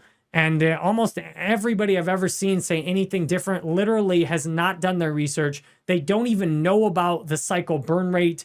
They don't even understand how ICP is a full development platform where you can build everything. They are not understanding, like there's 5 terabytes of data fully on chain. There's millions of internet identities. This is the most promising thing by far in crypto, and you can do all your own research on that yourself at dashboard.internetcomputer.org and see the current stats on it. Organic growth. While many people have criticized Internet Computer Protocol's apparent lack of marketing, what I see is that they have the most brilliant and well thought out marketing strategy I've ever seen that quite closely matches how platforms like Facebook and Google got to be so dominant. The way that Internet Computer Protocol via Dfinity is doing the marketing is a grassroots organic growth strategy with very limited paid marketing, mostly to developers and to ICP hubs, which then get into in-person events and real-life connections with places of importance like universities, where they then can get access to the new developers. While most cryptocurrencies are pursuing a paid growth strategy and throwing around their money in this flywheel marketing strategy where they just try and throw out huge amounts of money as many places as possible to guarantee that everybody's talking about their crypto, and then they're hoping that that momentum will turn into organic growth. What's not happening though over time is organic growth. You see many of these ecosystems then cheating their transactions per second and their overall accounts that are active because they don't actually have organic growth, which you can really see in a bear market. To give you some clear examples, the amount of money that Solana pays to get a developer to build something, quote, on Solana, which really is a tiny part of a wallet sign-in or token on Solana, and then everything else is off Solana. The amount that Solana pays to get a developer to build something with Solana is approximately 200 times as much as the money Dfinity spends to get a developer to build something on Internet Computer Protocol through their Dfinity developer and community grants programs. I personally did receive $25,000 myself after I made hundreds of videos for free just because it was the best information I could possibly find on anything in crypto. Dfinity provided me one community grant of $5,000 and one community grant of $20,000 to make an additional 5 months worth of videos, which I was already going to make anyway. And after that, I felt that I didn't want to continue creating videos on YouTube. And they also did not respond to my last grant application either, which seems to be common, that generally they might give a creator who's already created ICP content a little bit of support, but that support will often be just for one project or maybe two. Meanwhile, what I've seen in the rest of crypto is people getting huge payments, sometimes hundreds of thousands of dollars, and even at the very top, millions of dollars, in order to constantly shill the same crypto over and over again. Unlike ICP, though, they stick to shallow metrics like the amount of accounts active, transactions per second, things that can very easily be manipulated by bots. Meanwhile, there's almost no talk of the real technology, and anything that is talked about is often misses the critical point. For example, you'll see an interview from somebody involved with a blockchain talking about AI and crypto, but never once will they actually say that that's actually happening directly on chain. All it is a tokens and money raising for things that will be done off chain that, as I said before, people have no real ownership over. This is where Internet Computer Protocol is different. It has more organic growth potential and strategy than anything else in crypto. Things like Facebook and Google got massive because of their organic growth. Nobody paid me to join Facebook or paid to tell me about Facebook. The person I heard about it from wasn't paid. There were no referral bonuses. Same thing with using Google. I started using Google because I tried all these different search engines and Google gave me better results. Where the fundamental flaw is in crypto is that people are just focusing so much on marketing and hype and talk, which is short term.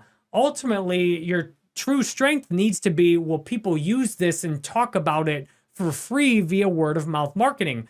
I found out about Internet Computer Protocol because people on my YouTube channel who were not paid to tell me about it told me that, Jerry, you need to research Internet Computer Protocol. It's different.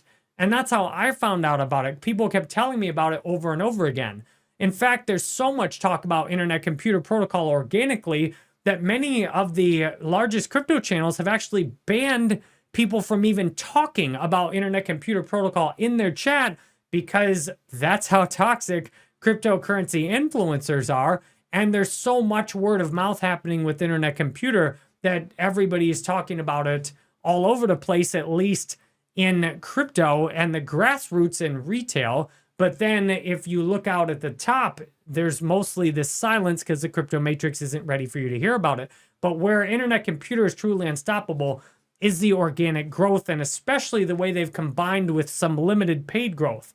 While most cryptos are throwing money around to influencers and trying to get retail to buy their crypto today so then the company can exit tomorrow, Internet Computer Protocol is taking a very long-term 20-year roadmap marketing plan. What they're doing is they're trying to get a hold of the next generation of developers while they're still in college, and to get a hold of the developers in the developing countries who are the most hungry and the most ready to work to build applications to change the world. For example, there's these worldwide ICP hubs that at the time of recording this are in 20 or 30 countries, where these are then local independent businesses that then apply for grants from Dfinity, but they also then are a business that's set up to generate a profit themselves by hosting events and by partnering with other entities. For example, there's an ICP hub in Thailand, and they have had events at many of the largest universities in Thailand where they've presented to the upcoming generation of developers in Thailand about Internet Computer Protocol.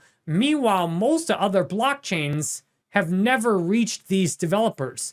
Many developers in countries like Thailand and Indonesia, where there's a lot of people, a lot of developers being educated, a lot of these new developers are discovering Internet Computer Protocol before they even know anything else about blockchain. Now, in the short term, maybe a year or a couple years, this is not a strategy that pays out big dividends rapidly, but this is a strategy where developers who haven't even started their careers yet are playing around on Internet Computer. They're building applications on Internet Computer. They're applying for grants to build applications on Internet Computer. And for a new developer in a developing country, getting a few $1,000s to support an application can be a big deal. Whereas when you're taking these paid growth strategies, a few $1,000s in the world of crypto influencers is nothing. You'd be lucky to get one mention on a crappy channel for that much. With this organic growth strategy, then this developer is building an application, and that's why there's huge amounts of applications that have been built directly on Internet Computer Protocol. And while many of them haven't been maintained or worked out, the ones that have succeeded have been producing outstanding organic growth for Internet Computer Protocol. For example, OpenChat was a small team of developers that now have a project. In total, the token is worth tens of millions of dollars, and they started out just building a chat application like Discord or Telegram fully on chain. And over years, they released a service nervous system, raised a whole bunch of money directly from the community on the launchpad, which means developers building new applications on Internet Computer Protocol have the absolute best monetization opportunities, given they have easy access to a launchpad, plus there's venture capital, plus they can easily bring in other crypto communities. Some applications on ICP started by building on ICP and getting Dfinity grants, but then they're going over to communities like Solana, and basically all they're doing is putting a Solana wallet sign in and or a NFT that's not even on chain that is on some Solana marketplace. Then they're pouring users into their application, and then their application's actually burning cycles on Internet Computer Protocol. So this organic growth strategy over time, as we can see from looking at the cycle burn rate, anytime some of these applications actually do well and go viral, the growth to Internet Computer is massive. You'll see, like recently, we've had a huge spike in the cycle burn rate as one single application has gotten popular and found a way to build a blockchain directly on ICP itself. Some of these other projects like OpenChat and Telegram, being the Discord and Telegram equivalent, we haven't even seen the tip of the iceberg of the amount of growth they're going to get in the future. Because the more crypto influencers discover ICP and see you can bring your whole community onto OpenChat and you can make huge amounts of crypto by bringing your community on OpenChat instead of Discord or Telegram, because Discord and Telegram are difficult platforms filled with bots and scams that people don't even trust. And it's not even easy to monetize those communities. In order to do that, then you have to send people over to Patreon lots of times, which is annoying. Once some of these crypto influencers like me see that, hey, you bring everybody over to OpenChat, I've made hundreds of ICP on OpenChat just having one single channel that I only charge one ICP for access to. Some of these other crypto influencers might charge 10, 20 ICP to get into their channel. They might make tens of thousands of ICP if they move their community over. We've seen applications like Hot or Not, which rebranded to Viral. They had overnight one share in a Telegram group. They ended up burning like $10,000 worth of cycles and having the whole app go viral. And it actually crashed their whole business plan because it grew so fast, because it was essentially a TikTok clone with blockchain components integrated in it. Now we've got applications like Rubaroo, which is a fully on-chain Instagram or TikTok style application. And it'll only take a handful of those applications doing well to have a huge amount of cycles burned to onboard a whole bunch of users, just like OpenChat. With this organic growth strategy, while it's not necessarily going to happen overnight, once you get a few things all hit at once, like with the recent cycle burn rate spike, then that will, as the cycle burn rate drives all the other metrics up. The amount of terabytes stored on the canisters is up over 5 now, when it was under 4 when I first found it. The amount of internet identities will blow up with people signing up on it rapidly, which all the other metrics will start to go up. And once people see like this is the real deal and realize you can use internet computer protocol without even realizing you're using it. That's the magic of ICP. With everything else, you know you're interacting with this Bitcoin wallet or MetaMask. ICP has a reverse gas fee model, which truly sets up organic growth like nothing we've seen before. It's absolutely unreasonable to think people are going to pay these huge Ethereum fees. Regular people, not crypto people, but regular people expect to be able to just jump in and use stuff for free, which you can do on ICP, but you can't do with other blockchain applications. And this means once the organic growth really hits, we might see ICP somewhat overnight go from this like top 20 crypto that a lot of people aren't talking about to all of a sudden it's number 3. I told you about this all along. It's number 2. All of a sudden one day it's like, wow, this is number 1 because the organic growth is in position. The technology's in position. The team's in position. Everything's in position. At this point, it's just like gardening. You keep watering it. All the hard work's been done to lay the foundation, to plant the seeds, to get everything to sprout. At this point, you literally just let the sun shine and let it rain, and it's going to go nuts. And the harvest will be crazy for those of us that have been in as low as $3. Decentralized autonomous organizations. These are also known as DAOs, which is a lot of hype in crypto. A true decentralized autonomous organization allows all of us to work together without having anyone in charge because the code itself and people voting execute the changes. Unfortunately, as with almost everything you've seen so far in crypto, almost everything that says it's a DAO in crypto is lying. I know at this point you're like, seriously, again, another thing that people are all hyped and excited about that's fraudulently presented? Absolutely. Almost everything that's a DAO in crypto, if you look into the technical details of how it works, it's not actually decentralized or autonomous. It's totally dependent on the core team and the developers, and they can do whatever they want to, regardless of how people vote. We've seen this in some cases, like on Arbitrum. One of the very first votes they had after Arbitrum launched, the people who bought the tokens voted one way, and the team literally did the opposite, and then said, well, we were just asking you guys for feedback. Unfortunately, this means the majority of things that are called DAOs today are not real DAOs, and holding the token, and even if you can vote, it often is off-chain, but even if it's on-chain, it's just a polling mechanism. People are literally dumping billions of dollars to being able to vote in a poll. That's how fraudulent crypto is, unfortunately. But internet computer protocol is the only technology in the world right now where you can truly have a DAO that is not just a DAO in name only, and actually gives you real power and ownership. Decentralized autonomous organizations are huge because this is a new way for people to work together and enjoy direct democracy and ownership. A real DAO is capable of allowing a random group of people to all work independently and hold tokens and vote on the changes they want to make, and then the changes are executed automatically.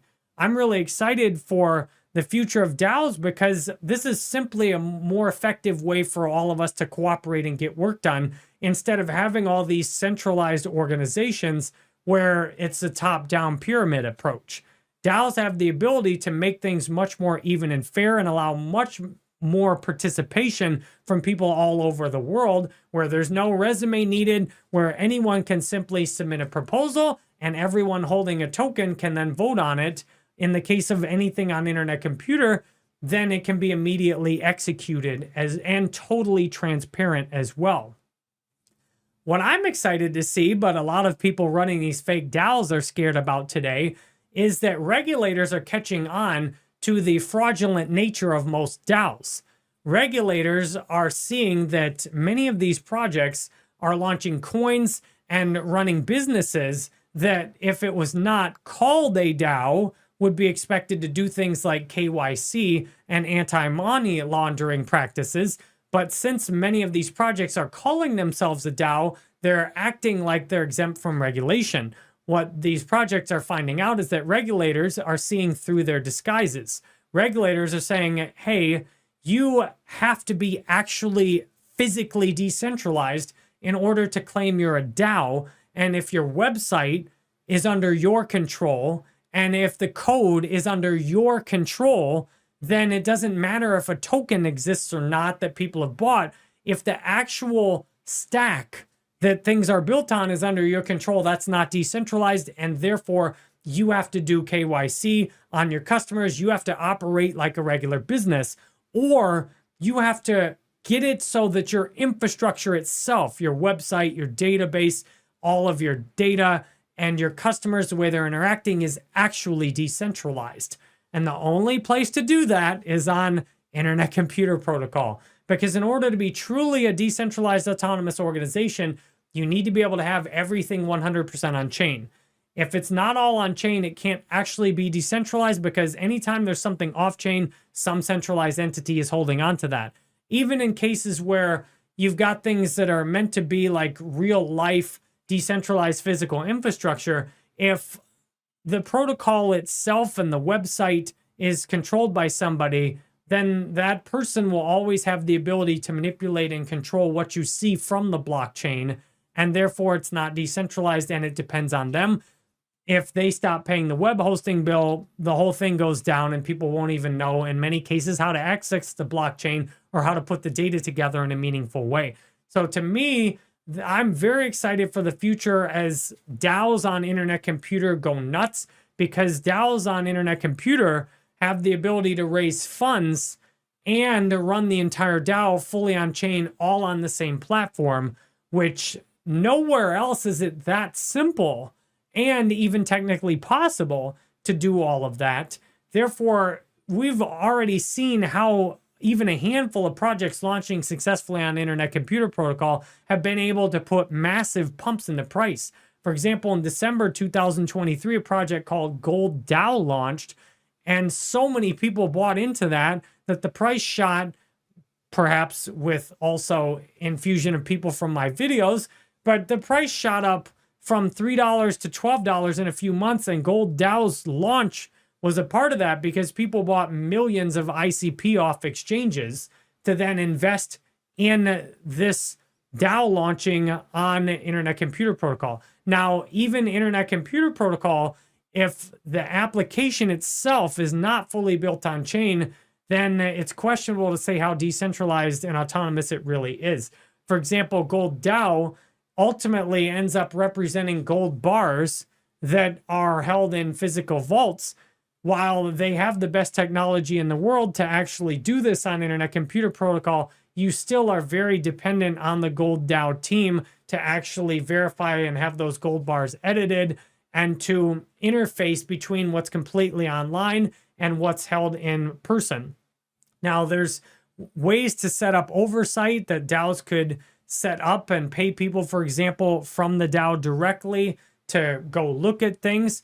Anyone can make a proposal straight to these DAOs, which is then transparent and paid on chain. Thus, the technology for DAOs on ICP is continuing to improve more and more. And the main place I see DAOs are extremely helpful are applications like OpenChat and Tagger, where you can build something that's fully on chain and you don't need any kind of off-chain real life component to it. Things like social media, online games, fully on-chain crypto exchanges. All of these right now on ICP are being set up and built to be run by DAOs. You really need to do your research on each of these because it's up to the original developers that are claiming it's a DAO to actually build everything on chain. And in some cases, even on ICP, the developers have been not very transparent about how much is built on chain versus how many off-chain dependencies exist. ICP is still fairly new at just 3 years old, and there's still lots of things that need to be improved in some cases for some applications in order for everything to be fully on chain and to provide a strong user interface. So be careful. Just because things say it's a DAO on ICP does not mean it's a real decentralized autonomous organization. You have, in fact, I would say the majority of the applications on ICP that are claiming to be DAOs have critical dependencies that the development team, if the development team stopped working on the project, you'd find out it's not really decentralized or autonomous because the project couldn't continue unless the development team continued to make updates. Things like OpenChat, it looks like OpenChat, things like Tagger, it looks like they could actually continue even if the development team stopped working on it. The community would have the voting power to change anything they wanted to, and that is really exciting. NNS and SNS. The network nervous system and the service nervous system on Internet Computer Protocol are the most advanced DAO frameworks in the world. The network nervous system, or NNS on ICP, is the DAO that runs the entire Internet Computer Protocol. There have been thousands of proposals that have been made, with new proposals almost every day, and this is the most active DAO in all of crypto. Perhaps more importantly, this is the realest DAO in crypto, where your votes are actually executed automatically once they're made, and everybody else has had the chance to vote as well. The network nervous system has 13 or 14 different categories of proposals, and all the upgrades to Internet Computer Protocol, unless something is needed to be upgraded on a hardware level, all the NNS upgrades have been made directly by people voting. Which machines need to be added to the network and which machines needed to be dropped, who can provide a node, how much the voting rewards should be. All of these things are voted on by people who've locked up their ICP tokens for anything more than 6 months, have voting power, and are able to vote on each proposal. Voting on proposals then generates voting rewards at the percentage I quoted before, which currently is about 14.6%. if you leave your ICP locked up for 8 years and do not start dissolving it.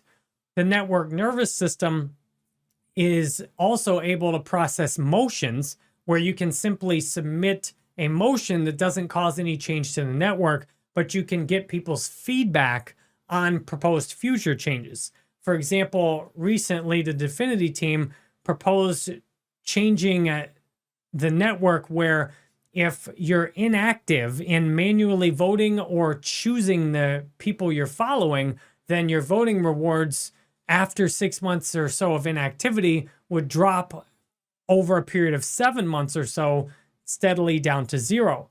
They first proposed this through a motion, which would just get people's feedback and see how they would vote after previously having a discussion on the forum, then posting a motion. Once people voted on the motion, then they will, assuming the motion passes and people are voting in favor of it, then they will put a real proposal up, which people will then vote on, and if it passes, it will automatically be executed and upgrade the entire network to now work under that new system. This is the DAO in crypto that truly shows what it means to be a real decentralized autonomous organization. That said, there are still parts of Internet Computer Protocol that depend heavily on Dfinity, and let's not kid ourselves with ICP that if Dfinity stopped doing everything they're doing for Internet Computer Protocol, that we could necessarily run this without their help. At the same time, the infrastructure they're setting up, especially with the network nervous system, should be, as we keep upgrading the network and Dfinity keeps researching, at some point capable of running without Dfinity completely or with a minimum dependence on Dfinity, ideally. That said, you still have the issue of voting power, where Dfinity has not only 19% of the voting power directly tracked in the dashboard, but there's a lot of us who've followed Dfinity and vote how Dfinity votes, which means when Dfinity votes on something, it can often be an immediate majority vote and immediately get executed without anyone else really having an opinion, which means that, yes, in some cases you could argue there is centralization. That said, there's nothing right now in crypto that has the technical capabilities and any more meaningful platform-wide, from website all the way through to how the tokenomics work and everything in between. There's nothing else in crypto that has the level of technical capability for full decentralization more than Internet Computer does. Other crypto creators will point to things like Nakamoto coefficients, and they'll talk about their token distribution, but most of that stuff is pretty meaningless if you have to access a third-party wallet to go to the blockchain, and if you can't even build an application directly on chain. All the other decentralization that's talked about by almost everybody else in crypto is utterly meaningless. And even Bitcoin and Ethereum, unfortunately, become so centralized that there's 2 or 3 single pools that control the vast majority of Bitcoin mining, which is utter dominant majority control. And Ethereum, same thing with the staking. So for people going around saying, well, the network nervous system isn't really decentralized, it's as decentralized in terms of the effect. It's as decentralized as Bitcoin and Ethereum are at this point. And because it has full stack decentralization, it is much more meaningfully decentralized already than Bitcoin and Ethereum.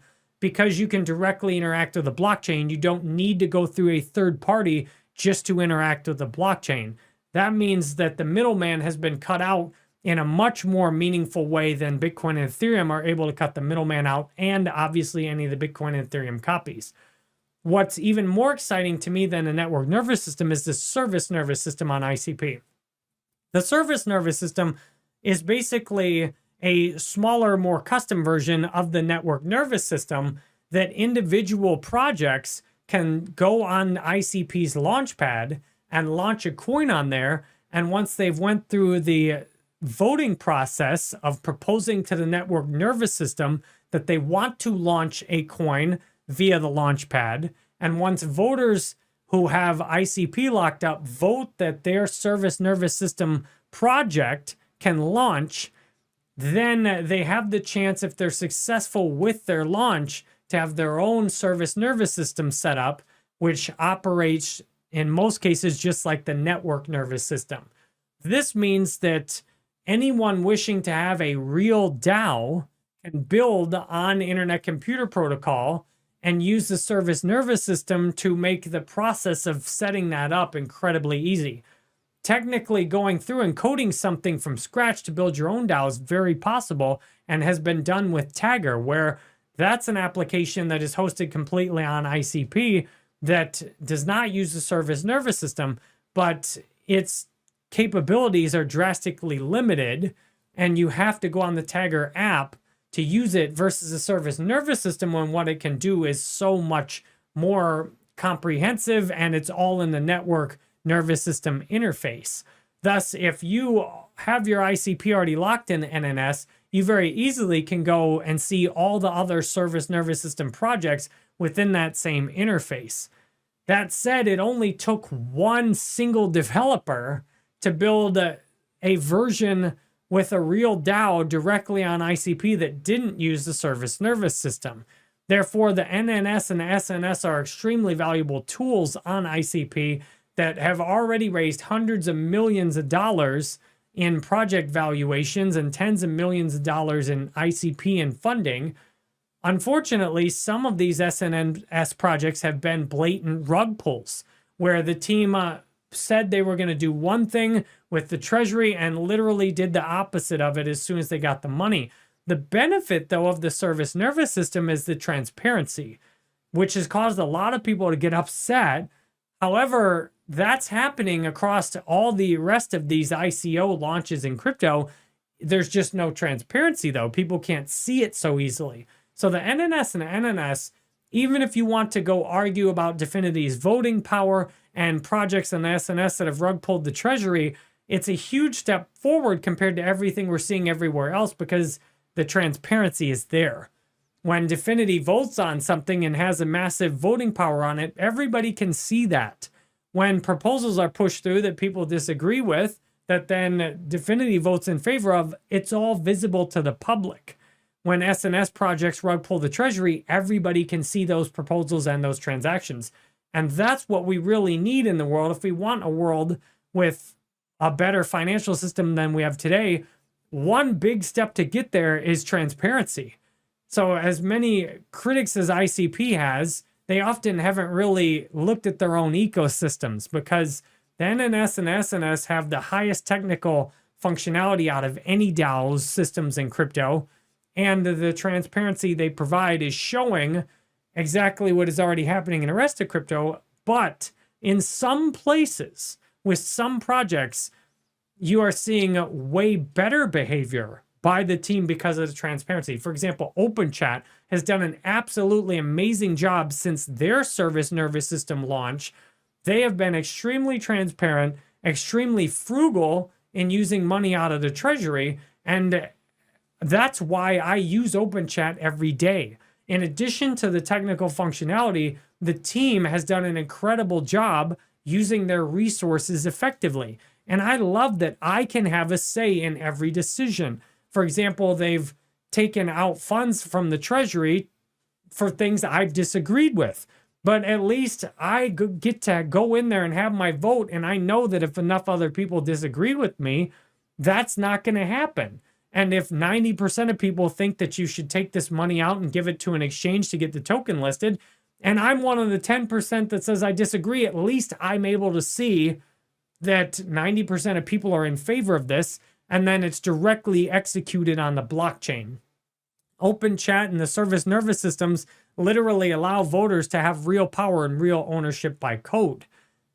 However, make sure, I've said this several times so you don't miss it, you do need to look into the details of every service nervous system launch on ICP. I am unlikely to invest in another service nervous system launch because I've already been rug pulled significantly on multiple projects I've listed in.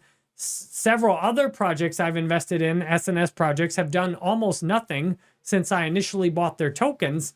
And the only ones I'm really happy with so far are OpenChat.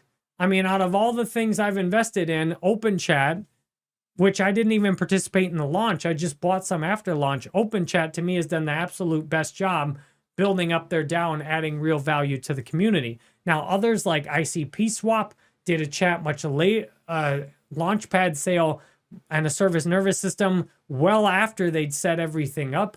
And they seem to be doing fantastic at building a truly decentralized project that is very valuable on the SNS within the NNS. Thus, there's to me only a handful of projects that are really doing a great job with using the SNS on ICP, but that's all you really need. You get one big app like OpenChat as like a social media community building app. You get one big decentralized exchange like ICP Swap, and maybe another big real world asset project like Gold DAO or Origin. You really don't need a whole lot of other projects to go off. Those projects single-handedly could blow ICP up all by themselves. Wow, you actually watched all the way to the end. That's amazing. If you want more after this, you can check the links in the description where I'll have continued videos that I did in the past about things like cybersecurity in ICP, AI in ICP, Bitcoin and Ethereum layer 2s on ICP, real world assets, etc. All that will be in the description. If you've watched this long, I imagine you really just love hearing my voice and will love subscribing to my original YouTube channel where I'm putting music videos out every day. I'm done being a crypto YouTuber. I'm done even being a YouTuber. I'm just a musician now. I will have some in-person music events soon in St. Petersburg, Florida. So if you go to jerrybanfield.com, you'll have the links here. If you want to give me your email, I'll let you know each time I have a new album. If you want to subscribe to my original YouTube channel, just look for this Jerry Banfield channel with hundreds of thousands of subscribers and subscribe to that channel and watch you for new videos and set notifications. Or if you listen on Spotify, you can follow me on Spotify right here. If you want to watch me make music live, these will be live streamed on Twitch and you'll be able to see, hang out and chat with me, ask me questions and get notifications when I'm live. And if you want to chat with me and use ICP for yourself, click my OpenChat link to join us in the OpenChat community. After this video's views start trending towards 0, then I'm going to delete my entire original channel and we'll just be on this channel. So thanks for watching. And this concludes my crypto videos. I will make some crypto music videos though. So, but this is it for the Jerry Banfield Crypto channel. Thanks for being here.